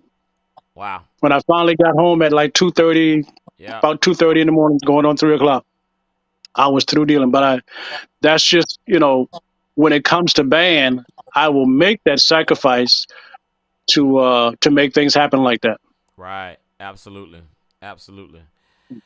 And so, Miss Grant, Miss McCray, Miss Grant, I'm gonna give it to you first. What words would you like to give the community if there's any thank yous or anything? Because this is the same community that supported you while you were in band, and now here you are coming back in the form of another position, soliciting the uh, uh, soliciting the partnership of the community as it relates to this band program. What are some things that you would like to tell the community and those of you who are watching us tonight for our Darlington High School annual band day of giving? I want to say thank you for your consistent, stern, and affirmative loyalty. Because, like he said, like y'all, the community has been very, very, very loyal to us, to the band program ever since I was on band. Mm-hmm. And a lot of the things that we got to do is because of the community, because of the donations, because of y'all buying fruit, because of the sale of the chocolate, for everything. So Mm-hmm. I would like to say thank you. And Absolutely. it's always good to see that when I can go away to college and come back to my hometown, that loyalty is still there towards Absolutely. towards the band program. So it's a tremendous thank you and a deep appreciation towards the community. Thank you, madam. Mr. McCray, last words from you, sir. Yeah, I just want to thank the community as well for their support. I've seen the support throughout the years of being with Darlington Band, and I just wanted to let them know that it's very important that, if you see a kid that may be talented in some type of music in some type of way, push them to that band program, because I was just recently talking with a former student of Darlington, that said he didn't even want to be on band, but his parents pushed him to do it, and now he's at a full scholarship at a 4-year university. Wow. So that's just the importance of Mm-hmm. what music can do to just one individual. Yeah. Yeah. Well, Mr. McCray, Miss Grant, I appreciate you both. I want the community to know that both of you are intricate parts and components of our band staff. When Monty graduated, Miss Grant graduated, uh, I urged her to come over to Darlington High School. I got plans for Miss Grant. I got plans for Monty. She has an ability and a gift that I think is beyond her wildest imaginations, and I want her to be able to see that and witness that even early on, than when I witnessed what I had. And McCray, as always, my guy, just I appreciate it. I remember when I first walked in the band room, you came up to me and asked me, could you help? You didn't ask for no money. You didn't ask for, a coupon card. You just came to me and asked, can you help? And I remember that day as if it was yesterday, and I appreciate that. All right, Ms. Grant, Mr. McCray, I appreciate y'all. Thank y'all so much. Thank you, sir. Appreciate you as well. I just enjoy being with the Darlington Band program. I can't think of any other band program that I would want to be with. Seeing the success that it has gained throughout the years, and I just can't imagine myself being anywhere else right now. Wow, we appreciate that. Yes, All sir. right, ladies and gentlemen, that was Mr. Darwin McCray. Next up, I have our very own Mr. Justin Means. But before he comes on, we're going to go into a brief commercial break, and we will be right back.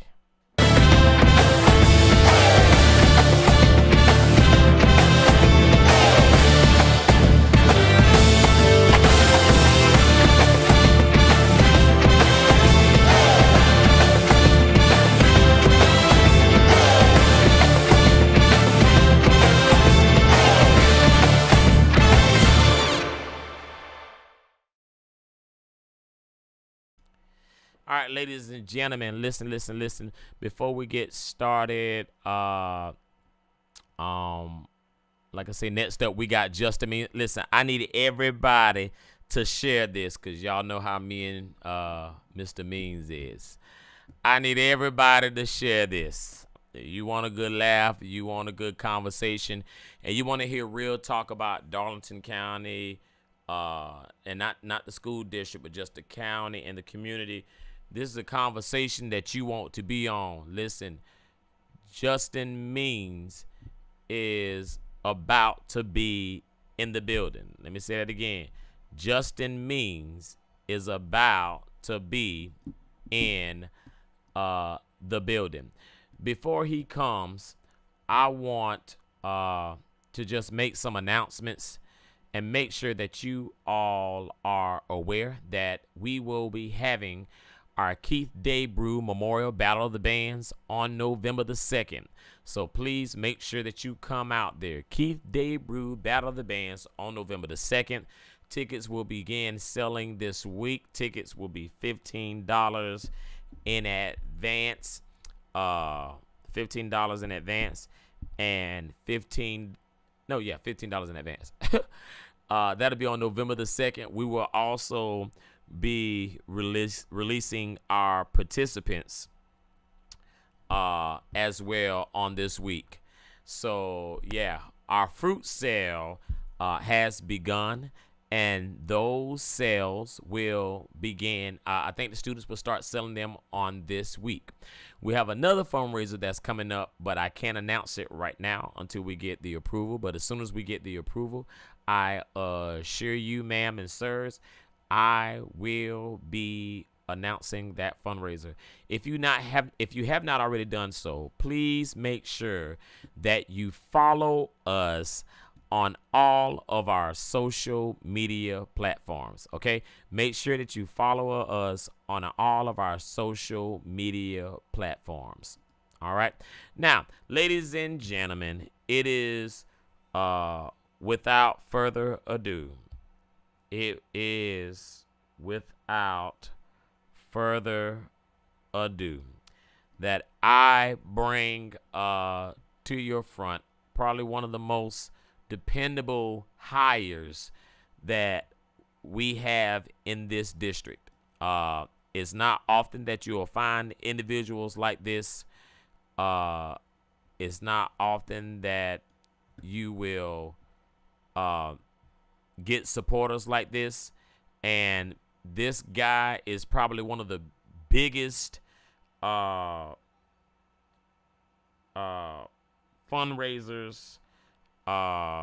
He's probably one of the biggest, not even a fundraiser, he's just a big sponsor.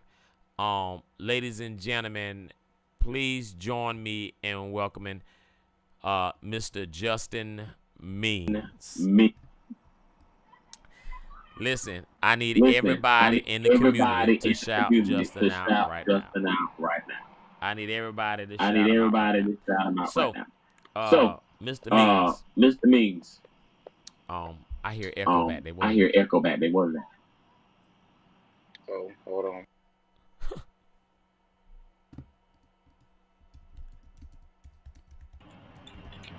Praise him.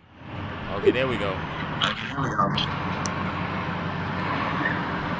Mr. Means, tell us about yourself. Everybody already know you, but tell us a little bit about yourself, please, sir. My name is Justin Means. Okay, thank you. Look, y'all, this is my guy. Everybody in Darlington know that Justin Means is my guy.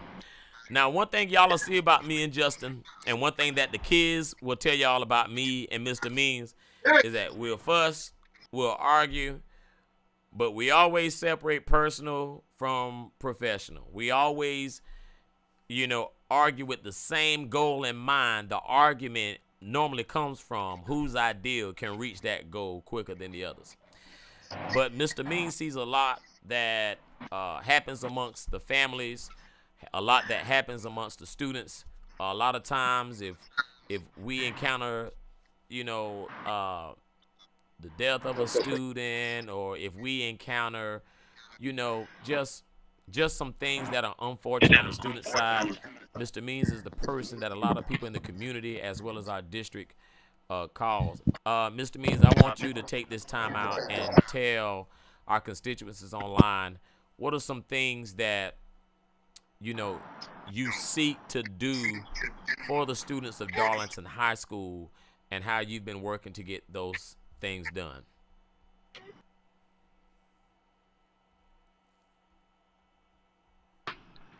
Sorry, I do apologize. Had a unexpected guest join me here on the porch. Sunday is my porch time. I sit on the porch.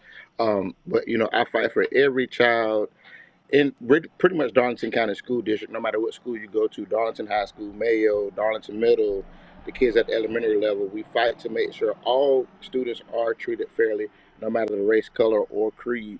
I have a great team of individuals who help me do this. Got to shout out my girl Barbara Ford, one of our school social workers, Miss Pamela Swinney Johnson. She's great. Dr. Jenkins at the district level, Miss Kimberly McElveen, a new hire who was also a member of this band, Miss Chelsea Jeffrey, Miss Tamika Bruce. We fight hard every day, making sure these kids get what they need, and it's hard.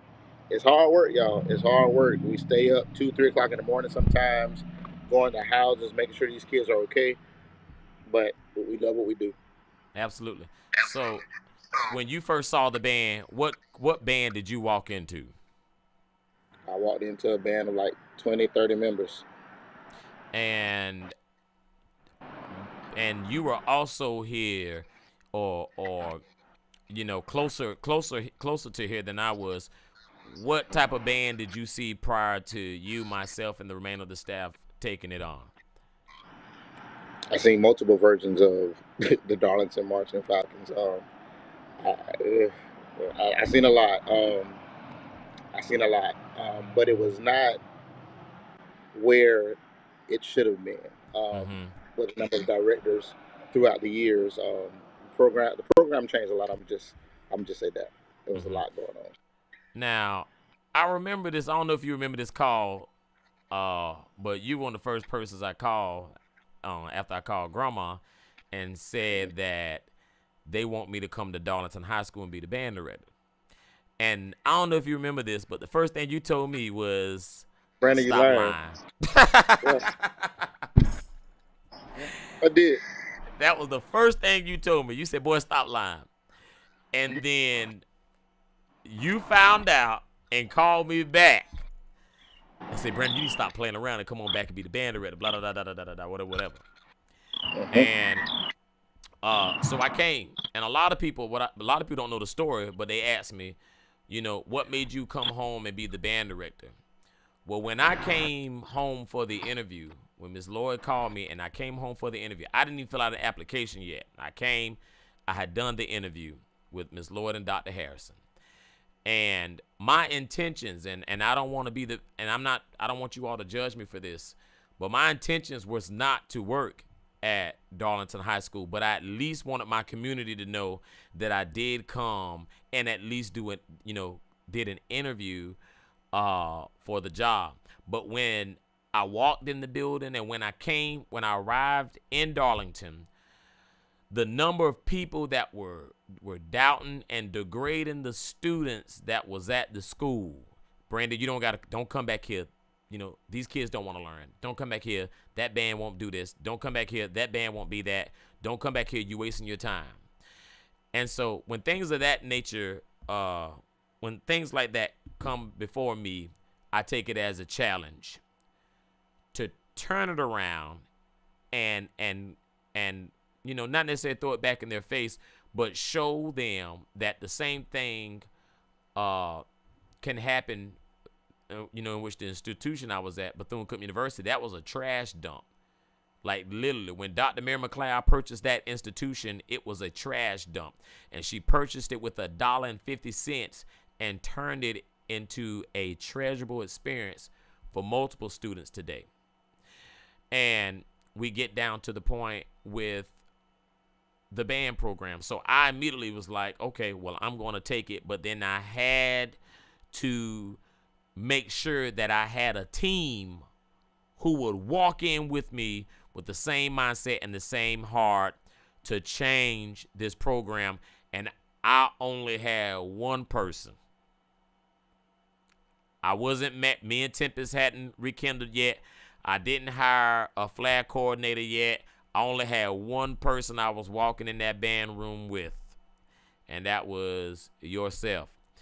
I want you to tell the people what type of work we had to put in to get the band from what we walked into to what we're marching with now. Countless hours of prep, making sure things were in place. We were more like, you were more than the band director. I was more than staff. We became bookkeepers, secretaries, traders, doctors, parents. We had to do a lot of sitting in meetings with district officials, not begging, but begging for support. Absolutely. I remember when you wanted those uniforms, you went meeting after meeting after meeting after meeting. Yep. To get the uniforms, turning in different specs, turning in this requisition, that requisition, got that quote. It was a lot of work.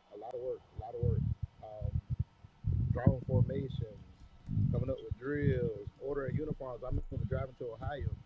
Yep. Driving to Ohio to pick things of that nature.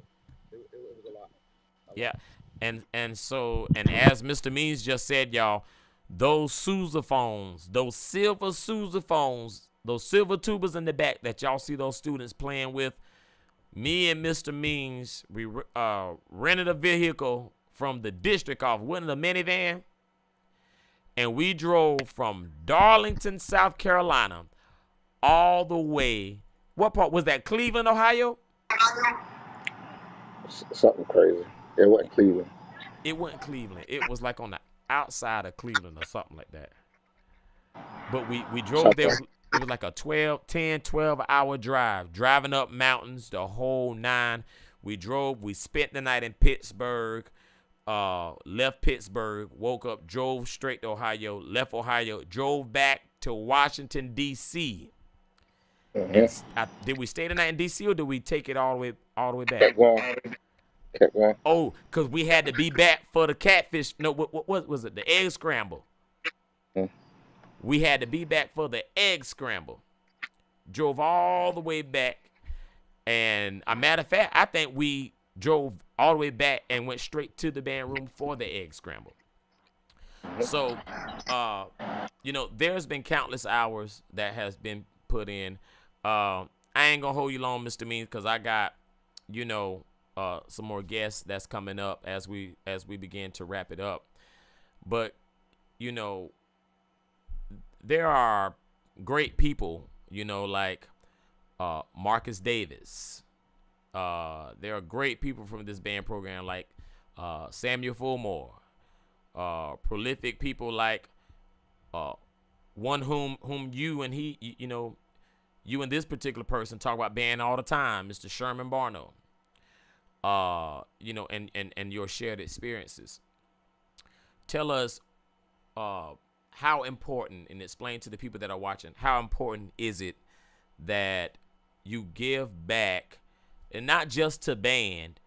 And one thing I like about Justin, y'all, he preaches, and he's very firm on investing in programs that work.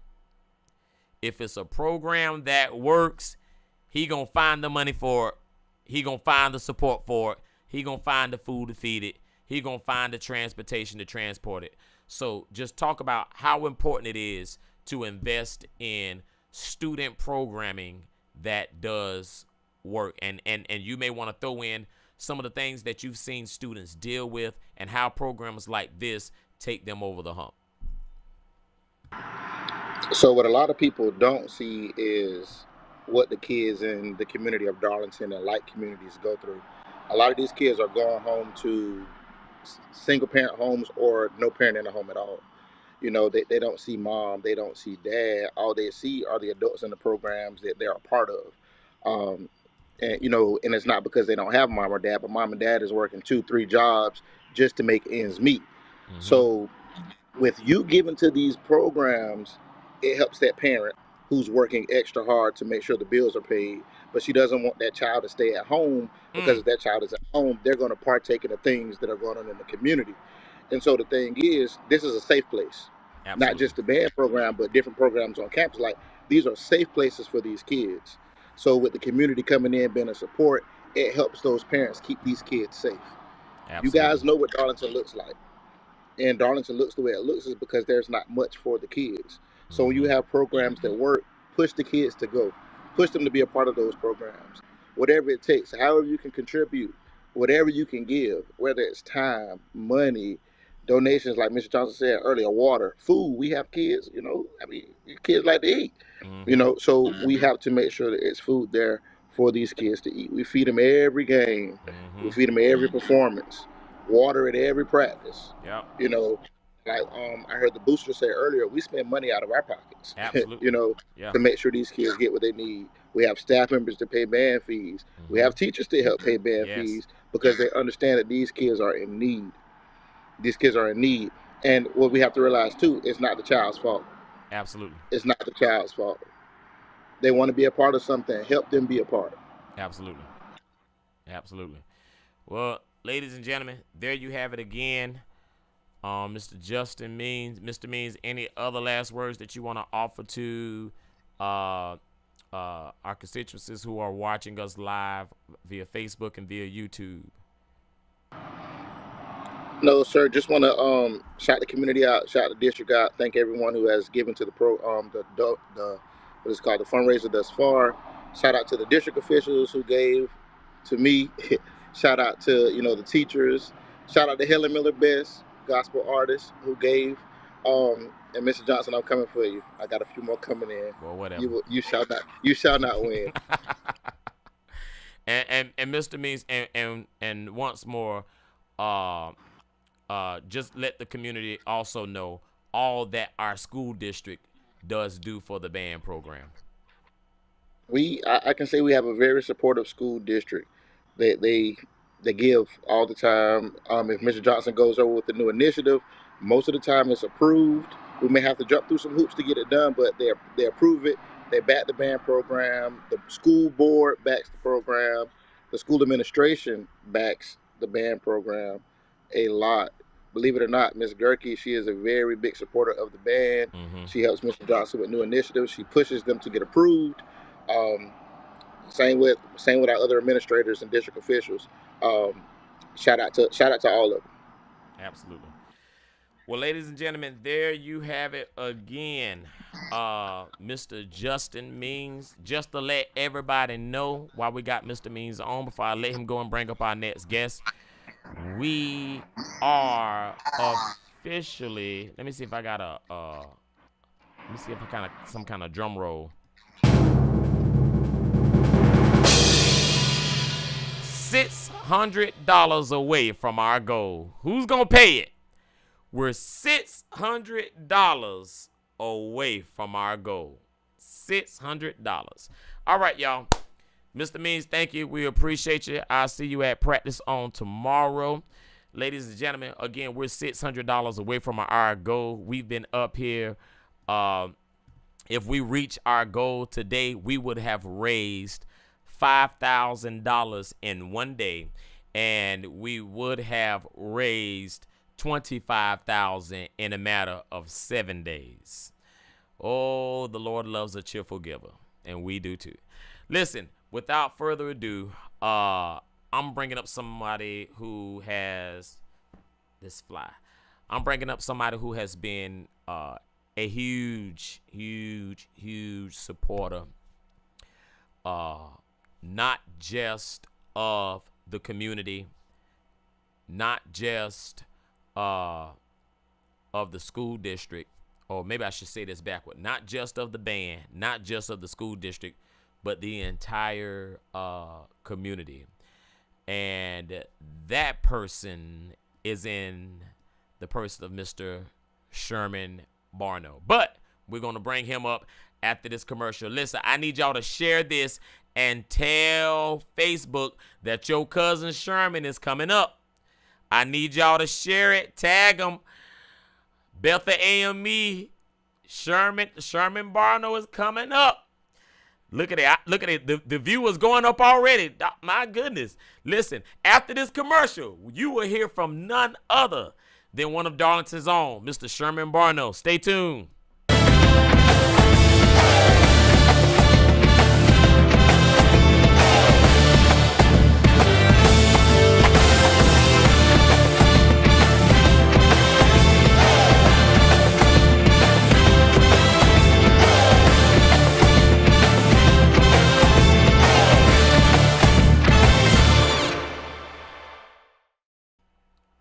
Listen, y'all, I am too excited about this next segment.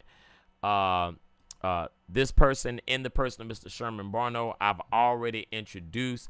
Ladies and gentlemen, join me in a huge welcome to Darlington's own Mr. Sherman Barno. Hey, Sherman, I love these sound effects. I love these little sound effects. Sherman, what's going on, man? What's going on, man? Man, I'm doing great, man, and it looks like you are doing great, man. Before we say anything, I want to commend you and congratulate you on the job that you're doing, Absolutely. the impact that you're making in the community, man. It is tremendous. It is not going unnoticed, and you are making a difference. You're Wow. making a tremendous difference in the lives of these children, man, Wow. and I often tell people that it's something about band. Mm-hmm. When I was on the Mm-hmm. band, most of the junior marshals were the top 10 of the class. They were in the In band. the band. And Wow. it's something about the musical instrument, man, that carries a power Mm-hmm. that helps propel us in Right. life, man. And I came through that system of Darlington County, of course, Mm-hmm. and you have taken it to another level, man, and I have Wow. to appreciate you publicly. Wow. Wow. I appreciate that, man. And Yeah. and and I tell people all the time that that band contributes to all professions. Hmm. Tell me, as a funeral home director of probably one of the most prestige and professional services that I've seen rendered from a funeral home service, tell me, how has your musical abilities and the education that you got from band contributed to even your professional services in many of the other businesses that you may own, along with the funeral business as well? Yeah. So first, I'm going to say temperament. That has a lot to do in my business. Everything concerning my life came from music. Wow. Discipline. Wow. So of course, I marched college band, and Yep. the level of training, man, and Yep. discipline. It's my belief at the time that I came through. We practiced harder than the football team. Absolutely. And yeah, it was just breaks for meals and maybe a nap, and you were back at it. So all of that, translated into my business life, my Mm-hmm. professional life, my family life, my music ministry life, my giving in the community, Wow. everything. I understand what you're doing. I understand what you need, and we're gonna stand behind you as long as you continue doing the services for our kids that you're doing, man, because Wow. it's beyond measure. Wow. It's beyond measure. Wow. And I remember when and God rest his soul, Fletcher Williams And I remember you were entrusted with the services for Mr. Williams. Did Mr. Williams teach you as well? Sherman, was he one of your teachers? Absolutely. He was my Wow. chemistry teacher. Yeah. Wow. So, and I remember you all playing for that service. That's what I was getting to, man. Hmm. And because a lot of people didn't know, but Mr. Williams was a mean clarinetist and a saxophonist, and he was also KK Psi at South Carolina State University. My frat brother. My frat brother. Ah, man, Mr. Williams was a part of the Psi, and Yeah. man, and so when we were given the opportunity to perform at that service, I wasn't sure how to accept that because I wasn't sure how a wind band could play a part of such a memorial. And man, I can't say how momentous that was probably one of the most honorable performances that I'll ever remember. Mm, And mm, a student I never forget. Me and you spoke, we talked, and we were talking about the instruments and things that day. And a student came to me after that and said, "Is there anything that band does not belong in?" mm. He said, "Is there anything that," he said, "Mr. Johnson, we've played at wedding celebrations, we've played at funerals, we've played at homegoings, we've played in parades, we've played at birthday parties, we've played at retirement celebrations, we've played in churches, we've played in the Kingdom Hall, we've performed so many places, Cinco de Yeah. Mayo, we've he asked me, said, "Is there ever a place where band does not belong?" Wow. And that student is a minister now, and he told me, he Wow. said, "It's crazy that," he went Bible on me. He was like, "Even God uses a trumpet to raise the dead." Wow. Isn't it crazy? The sound of a That's true. trumpet. And so Yeah. I was plundering around the band room, and I saw a picture of you. Wow. I'll post that later. Oh. You and Okay. Marcus. I'll post that Wow. later. Yes. Man, tell us about Yes. some of your memories here, man. Your experiences. Keith Debrew, man. What was all that like, man? Yeah. So that was the first major impact of my life. Mr. Debrew introduced me to jazz. Wow. So he was very hard on me. I thought he was hard on me than he was, other students. Mm-hmm. But apparently he could see something that I couldn't see. And I remember, he back then, you could put your hands on students. And I just remember, man, he would just really be hard, and I would go home with cramps in my fingers because Wow. he just had me playing the same scales over and Over over. and over. Didn't really know the meaning of that time at that time until I got to college. And of course, I was a music major in college, and I'm sitting in class. I'm sitting in music theory, right? Woo. And everything they're telling me, I'm like, Debrew taught me this 4 years Mm-hmm. ago. Mm-hmm. Mm-hmm. So I stopped going to class because I was Wow. like, man, I already know what you're Mm-hmm. teaching me. Mr. Mm-hmm. Debrew taught me that stuff in high school. And this is a true story. And the band director sent the drum major over to my office, to my room, Mm-hmm. and said, Dr. Gray said, you need to come to class right now or you're going to fail because of your absences. But I did, go to class, but man, it was an experience that really let me know that Debrew had a major impact on my life, and he had us so far ahead of everybody. Right. We were Yeah. just so far Yeah. ahead. Yeah. And then when I got to college, I started my own jazz band. All of this is because of the root Wow. of the teaching from Darlington County, from Debrew. Wow. And the band was preparing to go to Ireland at the time. When I went to college, I was 17. Wow. So they were doing they were doing like you are now. They were raising money, and they were working at Carowinds. You had to be 18 to work at Carowinds, Really? so I couldn't work. So I started throwing concerts in Biddle Hall with my jazz band and raised probably more money than the students that were working at Wow. Carowinds. So Wow. all of that came from Dave Brew and just, Wow. our family background of music. So I know what you're doing. I know what the Wow. needs are. I know the importance of supporting your endeavors and your efforts. And man, I'm excited. Wow. I was at a HBCU game yesterday. I went to see Morehouse and Johnson C. Smith. Okay. And of course, I sat right by the band. Absolutely. And man, I was just, and this is, my honest heart, man. I was thinking about you. Wow. And I was looking at the bands, and I was thinking about how big Darlington High School band is. You would have had to put Johnson C. Smith and Morehouse together Wow. to come up with your Wow. numbers. Wow. And to say you're doing that in Darlington, man, that is unheard of. Wow.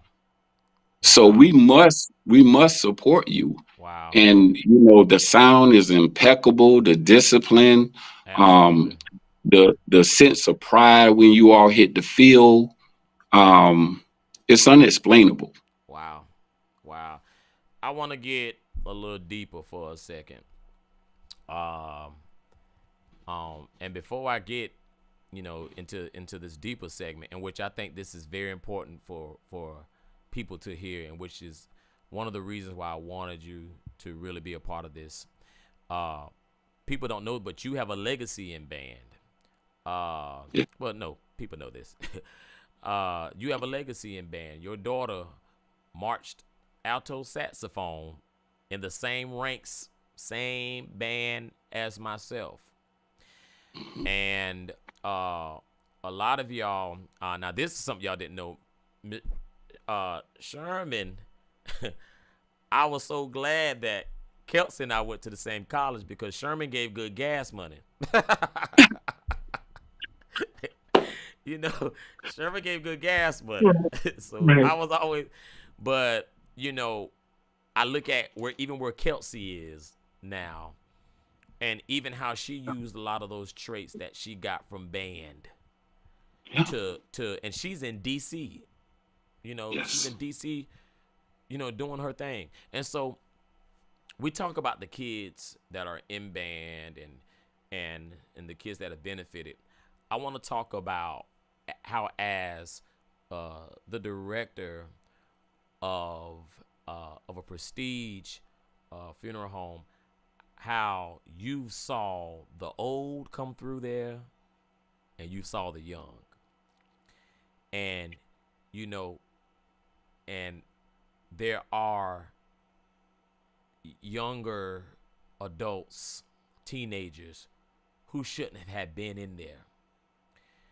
Can you talk about how programs of this nature not only give opportunities, but give students life, keep them from getting in to certain things that may cause them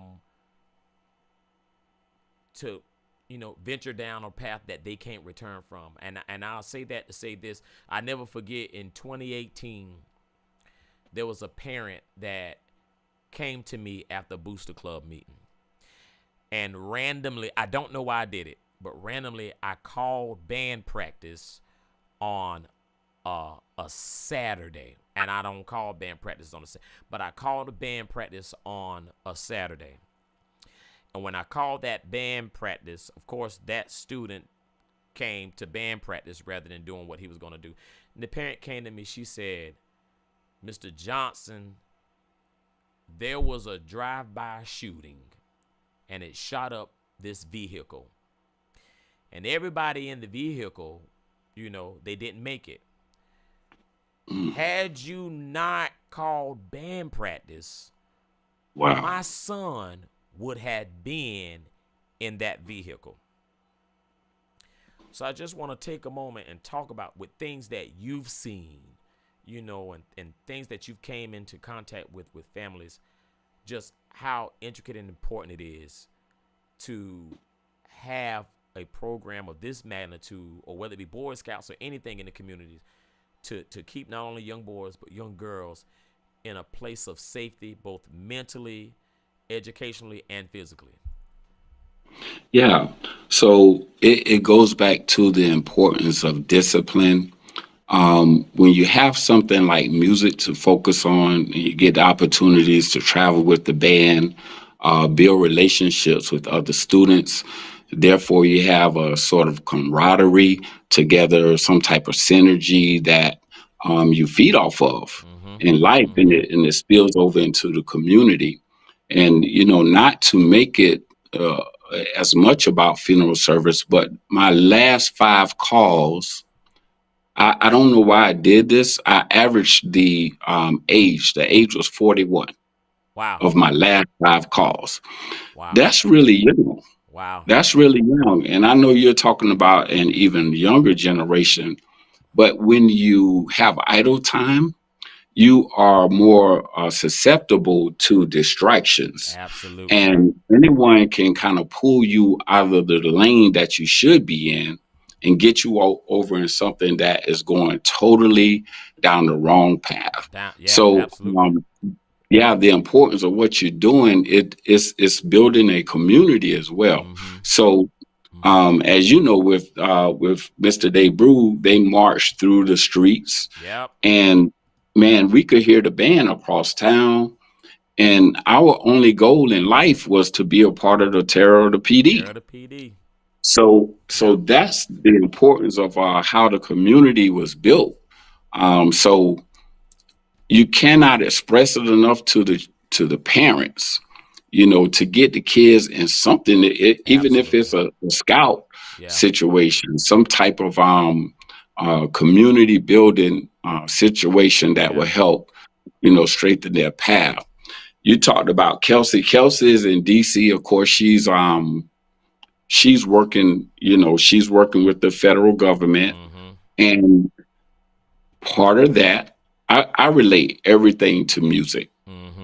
The culture that we're living in now with the young people is based on the music. Yep.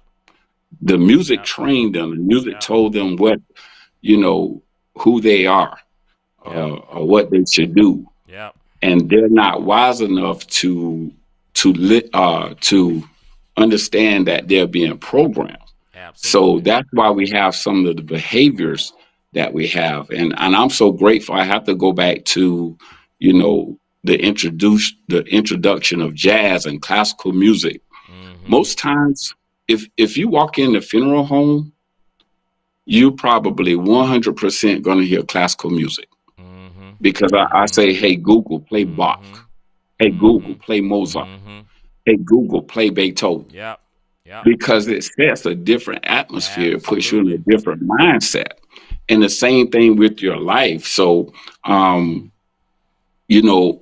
glad that, we have this opportunity to talk. And if anybody's out there listening, to encourage the kids, start them as young as they are able to understand a musical instrument. Really, after you know your alphabets and your numbers, you can get started. Yep. And that's pretty early. Yep.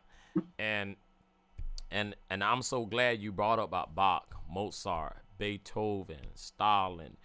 I mean, yes, these, first of all, a lot of people don't know, but historically, those were the funeral processions.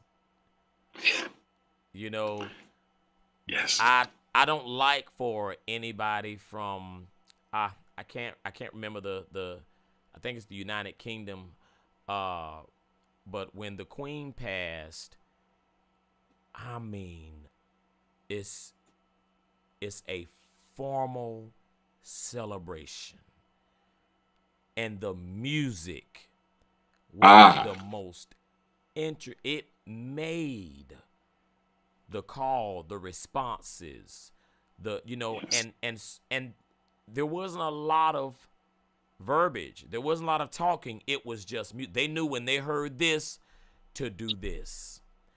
I Yes. mean, pageantry at its best, Yeah. man. And so it's important. Music is a language that only few people can speak. Yeah. It's and band is an experience that Yes. only few people can reflect on. I mean, and what's crazy, a lot of people, just to let some people know, I'm gonna tell you how band connects, just connects everybody. I went to Bethune-Cookman University, and in pledging Kappa Alpha Psi, Phi Mu Alpha,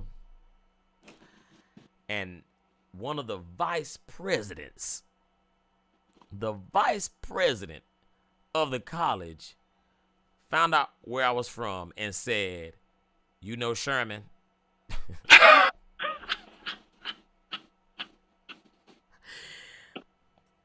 Oh my goodness.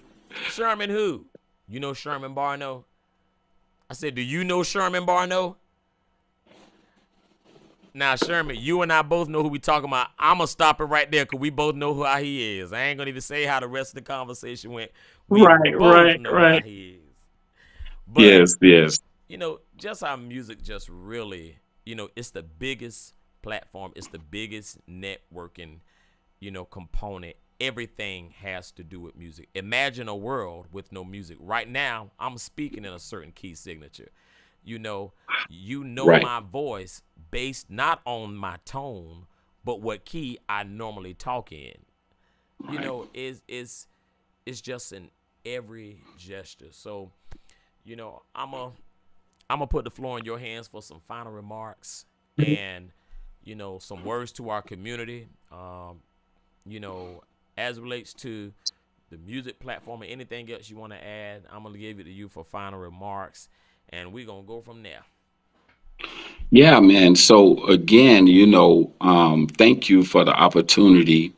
You were talking about the pageantry for the service in Mm-hmm. England, uh, and the music, the dignity of the music was dignified. You don't have to say anything if the music is right. If you go to church and the praise and worship That's it. is given, Yeah. man, just give the people a scripture or a quick word and Mm-hmm. dismiss. You don't want to mess that up because the music has already done what you Yes. came for, Absolutely. to receive. So that's the importance of music, man. And it's all around us. It's impacting us. It's in many ways controlling our lives. It's controlling the culture. And I get a little leery sometimes. I wonder how many kids. I know we program a lot of music and beats and things like that, Mm-hmm. but it's nothing like the vibration Yes, sir. of an instrument. Yes. Yes. So The timbre. you don't Oh even yeah. realize it, but it's impacting you. The Yes. vibration of the instrument. Yes. So it's important that we support you, that we support our community. I heard, some of your guests earlier. They were talking about the needs. Mm-hmm. It's funny. Yesterday, I was sitting in the stands, and a drum major did a split. And when he came up, he had a grass stain in his white drum major uniform. The first thing I thought about, I said, he's going to have to get that dry clean. Yep. That costs money. Yep. And if they rip, so, I know, what you're doing and the impact, but it's so massive, man, to see the type of band that you all have built Mm-hmm. and you as the head in a small town like this. Mm-hmm. And I know many of our viewers, they may not be familiar with some of the bands like Southwest DeKalb and Yeah. Oh. all of those, college level high school bands. Yes. And that's what you have brought to Darlington. Wow. And, I talk about, I don't know how it was at Bethune-Cookman, but at Johnson C. Smith, a lot of the kids who came from the Georgia area, I Mm-hmm. guess because they were exposed to a lot of bands, college bands, they had all the dance moves, they knew all the Mm-hmm. latest riffs, Mm-hmm. songs.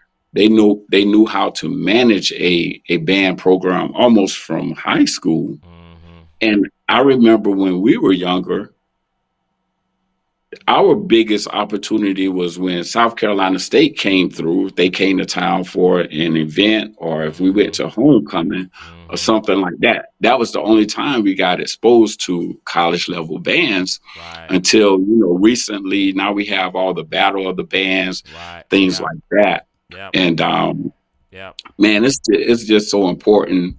And I heard you were about to reach a goal. I already knew when I got on here I was going to do $500. Wow. So Wow. I already had that in my mind. So I don't know who would do the other 100, but it's done. It's done. I had that in my mind already. Wow. I was getting some messages from some of the people in your band program, to send it over. I said, no, I got to put a check in his hand, let him Wow. know that we are behind him.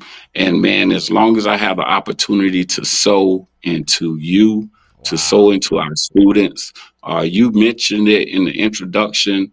A lot of people have no idea what we're doing behind the scenes No. to support Darlington County. No. Right. And I don't have to say it. But this is an opportunity that I want people to know, because they need to come in and join. Yes. So that's where we are, man. I'm just so proud. Wow. I appreciate We it. made it. I'm overwhelmed. And so you have met your goal. And I'm honored to do it. We're honored to do it. Our Wow. staff at 704 Washington Street, man, this is what we do. Wow. So Wow, man. We that's it. appreciate it, man. And I was just checking my numbers. We was $300 short. So you're over 200. $25,000, ladies and gentlemen.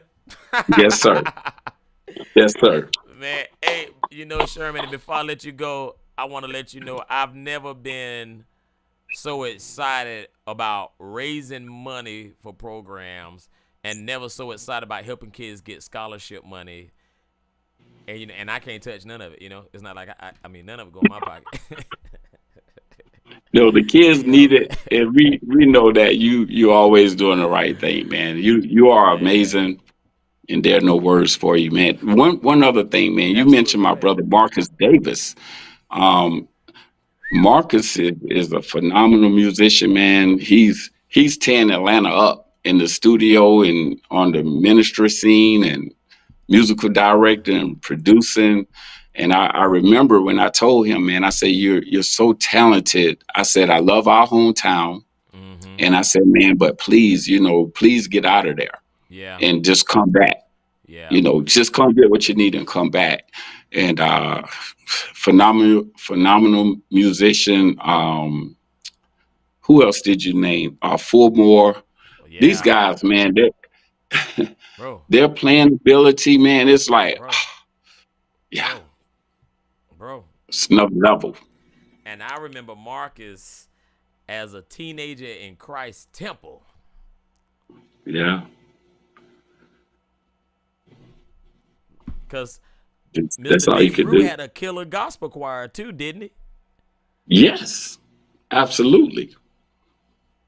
Yeah. Man. And he helped us with our band detour. And, we went on to, I've posted it before, that we spent years with Usher in the beginning. And, when he did the Super Bowl, man, I was excited like I am now, Wow. because you had a part in that.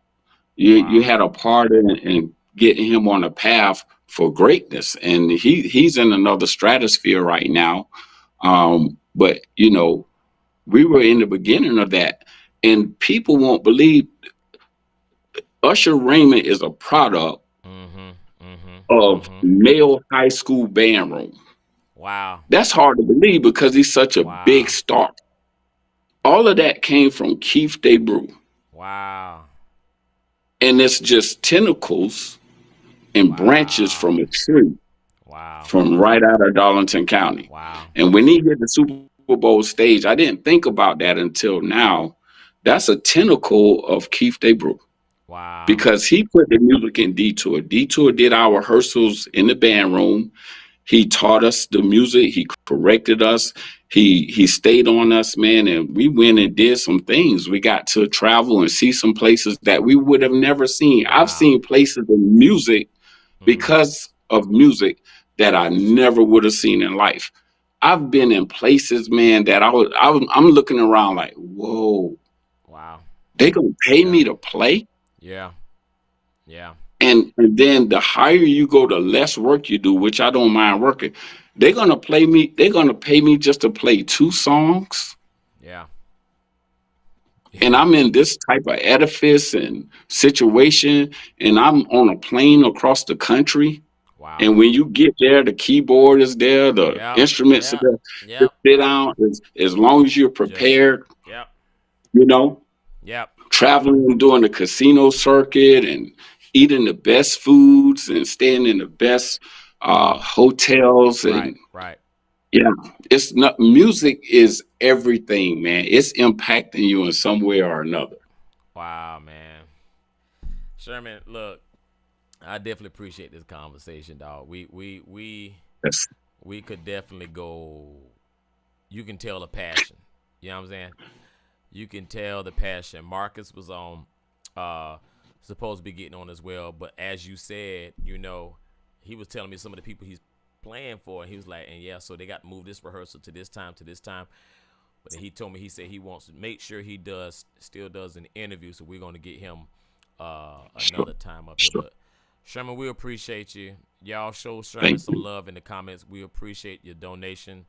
Ladies and gentlemen, $500 donation from the Sherman Barno Funeral Directors. I can't stand when people don't say the name of the funeral home right. I don't like when it's Sherman Barno Funeral Director. I mean, good God Almighty.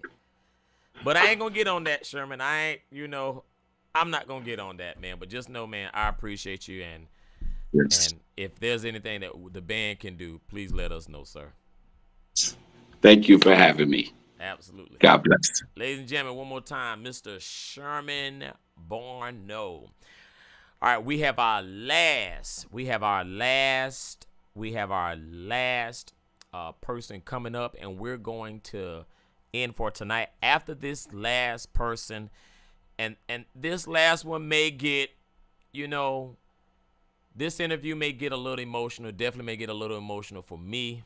You know, just going down memory lane. The people that was really there for me when we got here, the people that was really there for the program. So, ladies and gentlemen, I need for y'all to share. This is the last person coming up, in the person of our very own Miss Dominique McFarland. But we will be back after this brief commercial break. We're going to have Miss Dominique McFarland. We're going to share some light on the impact of band and what it does. And we're going to call it a night. We'll be right back.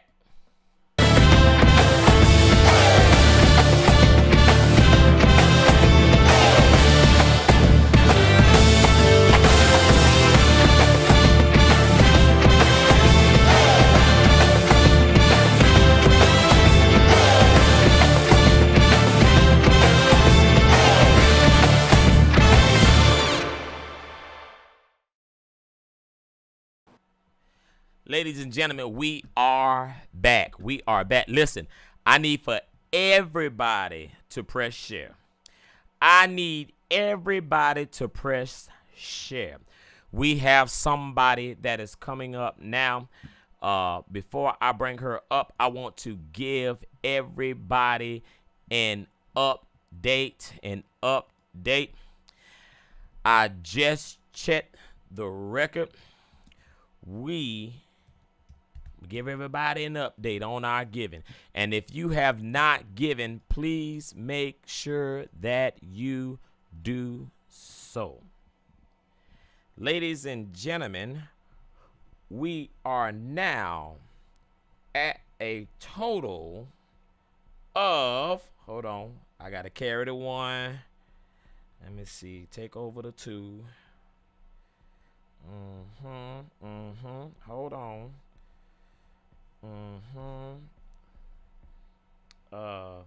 That's a 6. And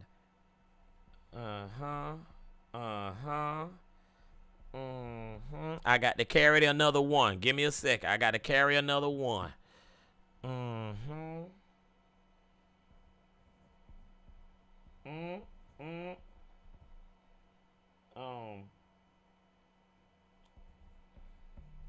Ladies and gentlemen, our goal was to raise $25,000. We have currently raised an amount that I'll announce after this interview. I'm going to announce it after the interview, y'all. Look, I need y'all to share. I need y'all to share this live. This is our last person that we're interviewing tonight. Ladies and gentlemen, please make some noise. Show your love for Hello Again's own Miss Dominique McFarland. Come on, y'all. Come on, y'all. Y'all got to give it up. Y'all got to give it up. Y'all got to give it up. Ma'am, long time no see. What's been going on? It's so good to be on. Thank you so much, Brandon, for taking the time to have me a part of this incredible fundraiser. This is so near and dear to my heart, and you got to tell me, because I didn't know about the fundraiser, but tell me, how can I sow as soon as I get off so that I can sow on behalf of Hello Again? Absolutely. I'm a send it to your inbox. I'm gonna send it to your inbox. Please.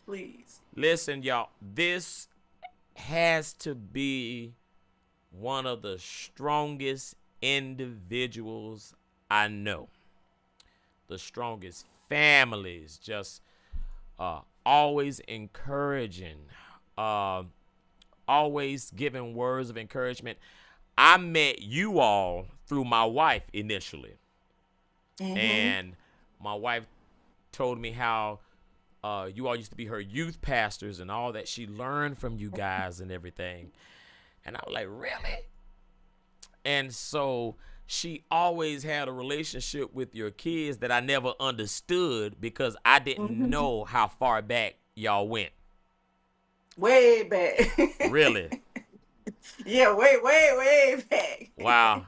So, so she's, my wife, God knows that's I love that girl, and I hope she watching to know how appreciative I am of her. It's 8:33, and I'm in this band room on live, and I stay all the way in Columbia. So yeah, but we are in this part. I wanted you to be our last one because I want people to know how important and how treasured band, how treasured certain students or students, period, treasure their band experience. You, of course, were a band mom, and you were a faithful, good, and funny band mom because you did not play, you didn't play no games with that boy. And everybody know who's out there watching, you all know that this is the mother of our beloved, our great Mr. Marquise McFarland. And I want you to know, and the entire Hello Again community and the McFarland family and the McNeil family, we acknowledge that boy every day. When you walk in this band room, you going to see this big poster on the wall. Thank you. You going to see that poster on the wall. We acknowledge him. And he was a part of the crew that made me a band director, that taught me. I want you to elaborate just as a parent, how you had to, wake him up in the morning, get him at call time, make sure he didn't leave his shoes, give him money to do this, bring him food in the middle of band practice. You got to send it in by Mayan, and then him and Mayan arguing. Then they go. Just talk about that experience for a little bit with Marquise. Marquise was one thing about Marquise through it all. No matter what type of pressure he was under, he was always so low key, very humble, very grateful just to be a part. He didn't want anything in return. I didn't know how passionate Marquise was about band, I think, until he had wanted a Apple laptop, and I noticed that he started making his own music, just beats, and all day. That's all he ever did was just beats around the Wow. house. He was very passionate about it, but I didn't know that band, what it was for him. It gave him his identity. He wanted to be. He said he wanted to be like you. He wanted to teach music. Wow. He wanted to go to college and be able to one day teach music to the college students, and he just had an incredible passion for it. But he never gave us any trouble at all. If he needed something, he didn't even tell us to the last minute if he said Yep. anything at I all. remember. All he wanted to do was get dropped off and Yep. picked up. Never said what was in the middle, Yep. what was in between. I got to kind of pull it out of him because all Absolutely. he wanted to do was eat, sleep, and breathe music. So Absolutely. I believe if your children got a passion out there, if they want to do music, they want to do band, a lot of stuff, Marquise became who he was in the little short time that he was here because of music. Wow. It validated him, it sustained him, it just made him become in general. And I think sometimes as parents, we could take things like that for granted. It's just a hobby, Wow. they'll grow out of it. But music in general saved Mikey's life. He wasn't in the streets. He didn't want to Right. be. He wanted to be all about music. So Right. I thank Right. you for pouring in him an opportunity, giving him the opportunity to just be who he was. Absolutely. And he just was phenomenal when it came to that. Absolutely.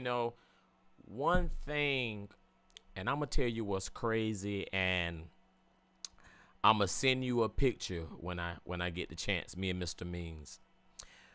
But we started that youth camp because Marquise was so aggravating.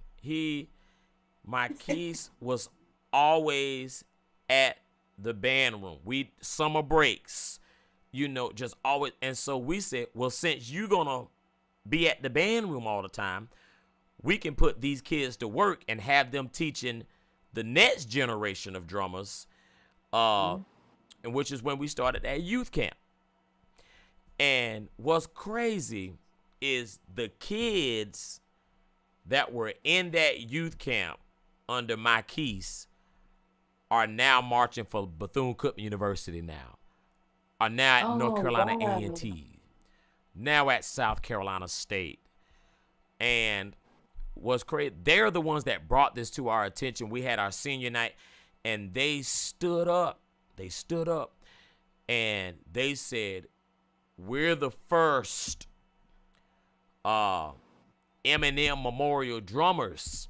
We're the first ones that was in the camp and actually had hands on with the person that the camp was named after. Oh my God. And I had to go in my office. Me and Mr. Means, we had to step away for a second. But we treasured the legacy that boy left in this band room and is still leaving.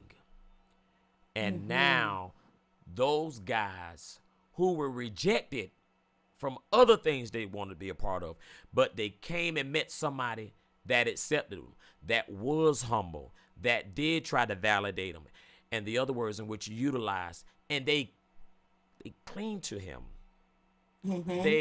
When we would go to Pate Elementary and Kane Elementary, they wouldn't run up to Artie. They wouldn't run up to Tia. They wouldn't run up to Dorico. They ran up to Marquise. Everybody wanted to play the Quince. And the Quince, and this is the part that's so profound. The Quince is heavy. It's very heavy. And while everybody was strapped down and here up and take a break, he'd keep his own. He'd keep his own. He'd leave it on so that other people, other kids would play and would have an opportunity and play those Quince. And I told, after everything transpired, I said, was that showcase that Marquise was willing to hold a weight. He was willing to be the one to be restricted, not take the breaks, so that the next person could still have an opportunity to do something that others didn't give them an opportunity to do. And so, with that being said, I asked the question to you as a parent, when you saw that passion, and this is the part that's important, because at times I get kids, Miss McFarland, that are good at band. I get kids that love it, but are forced not to do it. And it tears me up because I see how they become rather than me seeing what they would have been. Tell me, when you saw that passion in your child, in Marquise, as a parent, what did that immediately cause you to do? What adjustment, what did you immediately do once you saw that passion for that in your child? Even like the passion for basketball in Mayan. What did you as a parent, and I already know what you did, but I want to hear from you. What is it that you did once you saw that passion in those children? See, the passion started long before Marquise even knew what he wanted to do. I seen it when he was 2 years old. He was always see, when you when you're a parent, you focus, you zone in on that. Right. And I noticed he would get my pots all the time out of the cabinet. And he was 2 years old, and he was constantly trying to find my spoons or anything just to bang on them with. And so after noticing, at first some little boys, I'll say, when they first start that, you thinking they just want to make noise. It's gonna pass, but for him, it never passed. He was 2, he was 3, he was 4. So we started investing in him. I bought him his first little set of drumsticks. And his set of drums every year. So you have to start to feed that hunger, because if you don't feed that hunger on that thing that they want to do, they're going to eat somewhere else. And I didn't want him taking that hunger and that desire and taking it to the street or getting in some type of trouble because he was trying to find his way, and then he get caught up in the wrong thing when all I had to do was feed the talent. That was the gift that was in him. And when I noticed him just constantly, he was humming. I always had headphones and walking around the house. He'd be talking to me, but he steady doing this number. Mom, what you cooking today? What are we going to later on? All the time. I was like, you just sit still and that's time to have a conversation. But he was always tap tap tap tap tap tap all the time. And I said, that's it. I saw it from when he was 2 years old. Wow. So I began to encourage him, and you can do it, and you want what other instruments you want to play, because that opened the door for him to want to learn all the instruments. Correct. He was curious about notes and reading music. So I just say feed it from an early age.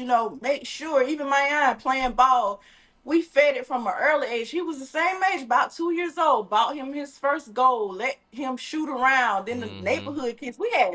My aunt was 11, 12 years old. He left here when he was 12. And we had teenagers in our backyard of all 12, 16, 18, 20-year-olds in our backyard every weekend. And I was like, why are all these kids just drawn over here?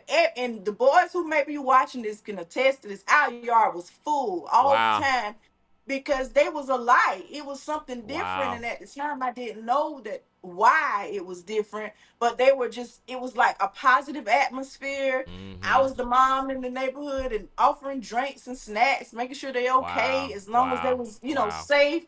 But I fed it on both ends. I didn't Absolutely. have favoritism with my children, but I fed their talents in different ways to make sure Absolutely. that it was contained and housed in the right way. Absolutely. One thing I like is I will see you, you and Mike, y'all be ripping and running. I will see y'all run from basketball practice to the band room, to the basketball game, then to a catch the football game, and then catch this, and then do. I mean, I will see y'all running, and then you had your two daughters, and in a lot of, parental, a lot of households with, parents have 3 or more children, that can be very difficult to do. Yeah. Yeah. Very. And what's crazy, the hard part is showing the child that I'm here for you just as much as I'm here for this one, this one, this one, and this one. Because Yeah. kids will result to that immediately. I don't get as much attention as so. I don't get as much as so. What was your tactic as it relates to being there for all of them? And I ask this because there may be parents or there may be students. Like I tell my students that try to get a job, I'm like, you got your whole life to work. Once you graduate from high school, if you're not going to college, you got the rest of your life to work. I checked my retirement last week. My goodness, I'm not getting nothing until I'm like 80. They want me to die here. I'm in the same desk, same chair. Goodness, but but my retirement. Oh my God, I literally have the rest of my, and I'm not even half the age that I'm supposed to retire at. I'm not even half that age. So my question is, what do you say to those parents, as it relates to the child seeing the support? Because you got some parents, they're in a tough situation where I'd rather work to make money for the house rather than be at the senior ceremony or be at the signing or be at this. So they kind of have to compromise working or supporting the child. What's your take on that? What would you advise as it relates to that component? Well, now, being a mom of 2 children who have transitioned, my perspective and perception is totally different. Mm-hmm. I'll say at the end of the day, with the blink of an eye, that ain't important. Yeah, we got to feed them. We got to do all Wow. these things, but a sacrifice has to be made. And Mm-hmm. I'll give anything this day right here in time to go back in time and make sure I'm at every single thing. A lot of Mm-hmm. times, honestly, I took for granted, okay, because my keys was like this. My young got to come. I'm good, because that was his place. Mm-hmm. The band room and band was his time to shine. It was his time to be to his. He was just that type of dude. And I would ask him, "You sure?" The other mom was going to say, "No, no, no, no, no, no. This is my time to decompress." But to answer your Mm-hmm. question is, I would say with the job thing, I know that times are hard, but you got to have a village, because you got to be there. They got to Mm-hmm. see that. And it's no favoritisms with children. I can speak for myself as a mother. That conversation, that activity, as far as that starts early, that started with me in the barbershop. I remember my Keith and my aunt was in the barbershop. And I Mm-hmm. remember somebody walked in the barbershop and said, "Oh God, that's your son? Those are your boys?" And I said, "Yeah." And they singled out my aunt and they said, "Oh, he's so handsome. He got some pretty eyes." He this. I said, wait a minute. I got 2 sons. If you can't say nothing about both of my Mm-hmm. sons, don't say nothing about neither one of them, because I Mm-hmm. don't like that. I don't treat Mm-hmm. them that way at home. Mm-hmm. I got both of my sons are handsome boys to Mm-hmm. me.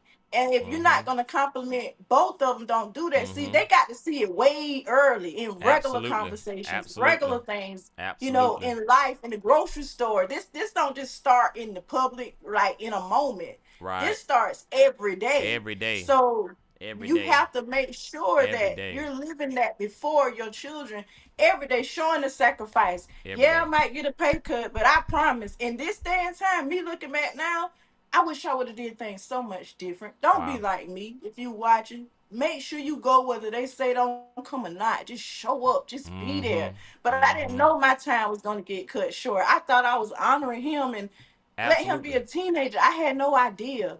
But my advice is, because you don't know, show up Wow. anyway. Do it anyway. Get the Wow. hours cut short. The Lord will make a Wow. way. He'll give you favor when you need it. Because Brandon, I know you guys did a lot behind the scenes for Mike Keys. It was a lot of times we came up short.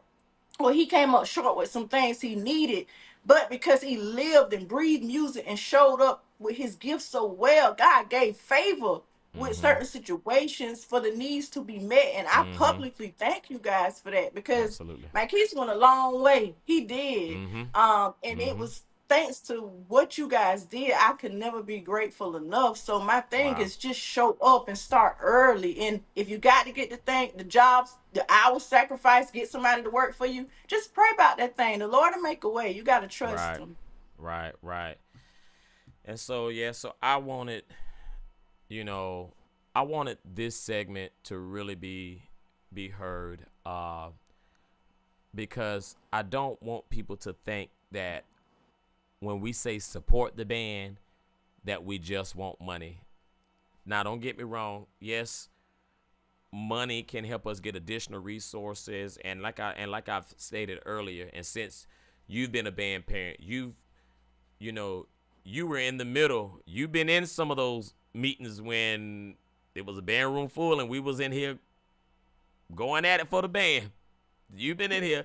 It's expensive. It's very expensive. And so, and people look at us. It's not the warm-ups that cost. It's not the spats, the gloves that cost so much money. But, when you have to dry clean 200 uniforms, when you have to, you want to bring in the best of clinicians. You want to bring in the best of instructors. You want to, put them in the best of hotels and the best of charter buses when they travel. And I can say that with the help of the district, our district office, and God knows I just praise them all night. And with the help of our community, we are able to lay down the red carpet this year, for these students. So I wanted this segment, to be a part of our live and the conclusion of our life, because I want everybody to know that hears me. It's not just about money. The kids need to see you. They need to see you. They need to see your face at the games, at Keith Debrew. They need to see your face at the spring concerts, the winter concerts. As Miss McFarland said, as Dominique said, it is important. And, and I get what you mean by, had you known that your time would be shorter than normal, it's a lot of things you would have done differently, although what you've done was great, although your support was great. But if any parent, and I believe that even the parent that may be at every game, if they knew that the life of their child wouldn't be but so long, it's a lot of things that they would do differently. Yes. If I knew my wife, if I figured her time wouldn't be as long, it's things as a husband I would do differently. And you guess what, Ms. Dominique? We all feel like you. If I as a band director if I knew that call, I was going to get the day after that band camp, that youth camp. If if I knew that was the call that I was going to get, or if I knew that was the time that I only had, it's a lot of things I would have done differently. It's a lot of things. So That's a lot. And you know what, Brendan? He struggled with that decision the day we went. That day, he said, "Mom, I'm torn. I got to do band camp, but it's my birthday at the same time, and I just don't know what to do." I said, "Well, son, you need to just pick one thing for you one day." And I struggle with that decision to this day. I should have just, if I just encouraged him to just go do band camp today, or let's go somewhere else. You think about that. yeah, Maybe yeah, something could have been different. I think about that yeah, all because he talked about it all that night before. Should I go to the school or should we just go? But it's my birthday. I might yeah, just take a break because I never choose me. And I said, well, yeah, let's just go ahead. So it's a lot, even in that, what you yeah, just said. yeah. And I think about it all the time. yeah. And we told him, Mr. Means, we told him that he was doing too much and he need to take a day off. I said, boy, it's your birthday. We stressed that it's your birthday. The whole season, you with us. You barely home. You with us. Go with your mama. Go. And so he really left. And that was my first year as a teacher. Wow. That was my first year as a teacher. 2016, I was completing my first year as a teacher. That summer. And so, we know that, the good Lord works in mysterious ways. And, I tell people all the time and finishing up on this note, I say it's not fair for us to only acknowledge God as the God that giveth and not the God that taketh away. Yes, amen. And I've been content, and his arrival to this band and departure has really shaped me to be where I am. And because of my keys, that's why I feel I have to go to the last mile for every one of these kids. Because of him, I answer every call. I drive them to Virginia to audition because of that young man. I have a doctorate degree because of that boy, a master's degree. I owe so much, and that's why as long as I'm the band director, his poster will forever be posted in this band room every day. Thank you for that. Every year, my beginners, our new marching band members, we tell them who he was, how he was, why he was. We tell them, they know of him, whether they met him or not. So he will forever be an intricate part of our program. I want to yield the floor over for any final words or remarks, that you want to give to the band, to the kids, to the parents, anybody that may be watching. Any final remarks or words that you want to give at this time? I just want to say to the students, to the band students, keep that passion. Keep that fire burning. Keep throwing logs in the fire to make it even bigger. Just keep doing what you're doing. Make sure you eating and breathing and sleeping music, because that's what Mike Keys did. He twitched in his sleep the music. That's how much it was ingrained in him. So I know, if nothing else, he in heaven, and he is an incredible musician to this day. So continue doing what you do, Brandon. Thank you so much for honoring my son every single day, keeping his name alive, his legacy alive. That gives him a heartbeat on this side, and I thank you so much. Wow. Ladies and gentlemen, again, we have the Honorable Miss Dominique McFarland. We want to thank her again. Y'all shout her out in the comments. Y'all go like her page. Hello again. And those of you and parents who are looking for a great mentor, who are looking for guidance and wisdom, she will respond to your messages on Facebook. Send her a message, y'all. She will respond. She can help you. She can help you. So please, anybody out there, if you need any type of assistance, guidance, by all means, be sure to contact Miss Dominique McFarland. Miss Dominique, thank you again. I'm going to give these people this total, and I'm getting on 20. Thank you again. Tell everybody I say hey, please. I will. Thank you for having me. Send me that link so I can give. I will. I'm going to send it to you right now. All right. Good night. All right. Goodbye. Ooh, y'all, that was it got a little emotional for me. Look, y'all, we gotta finish up. I want to go ahead and let everybody know what's our grand total for today. This has been great. This has been great. This has been great. I hope you all see my loyalty and my devotion to this band program. I left church and I came straight here. I've been here since 2:00.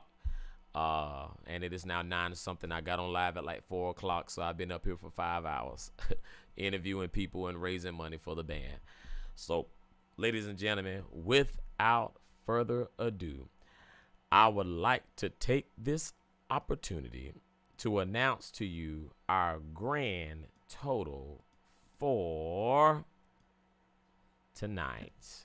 Here we go.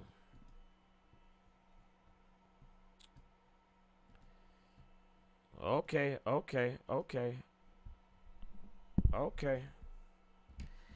Ladies and gentlemen,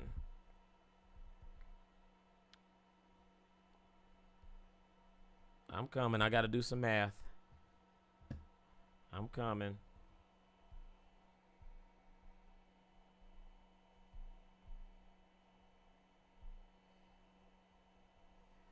All right, ladies and gentlemen, we have reached a grand total of $25,400.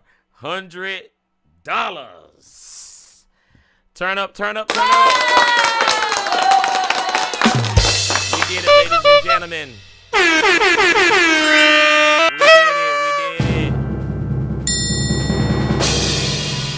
So, Darlington community, let me thank you all so much.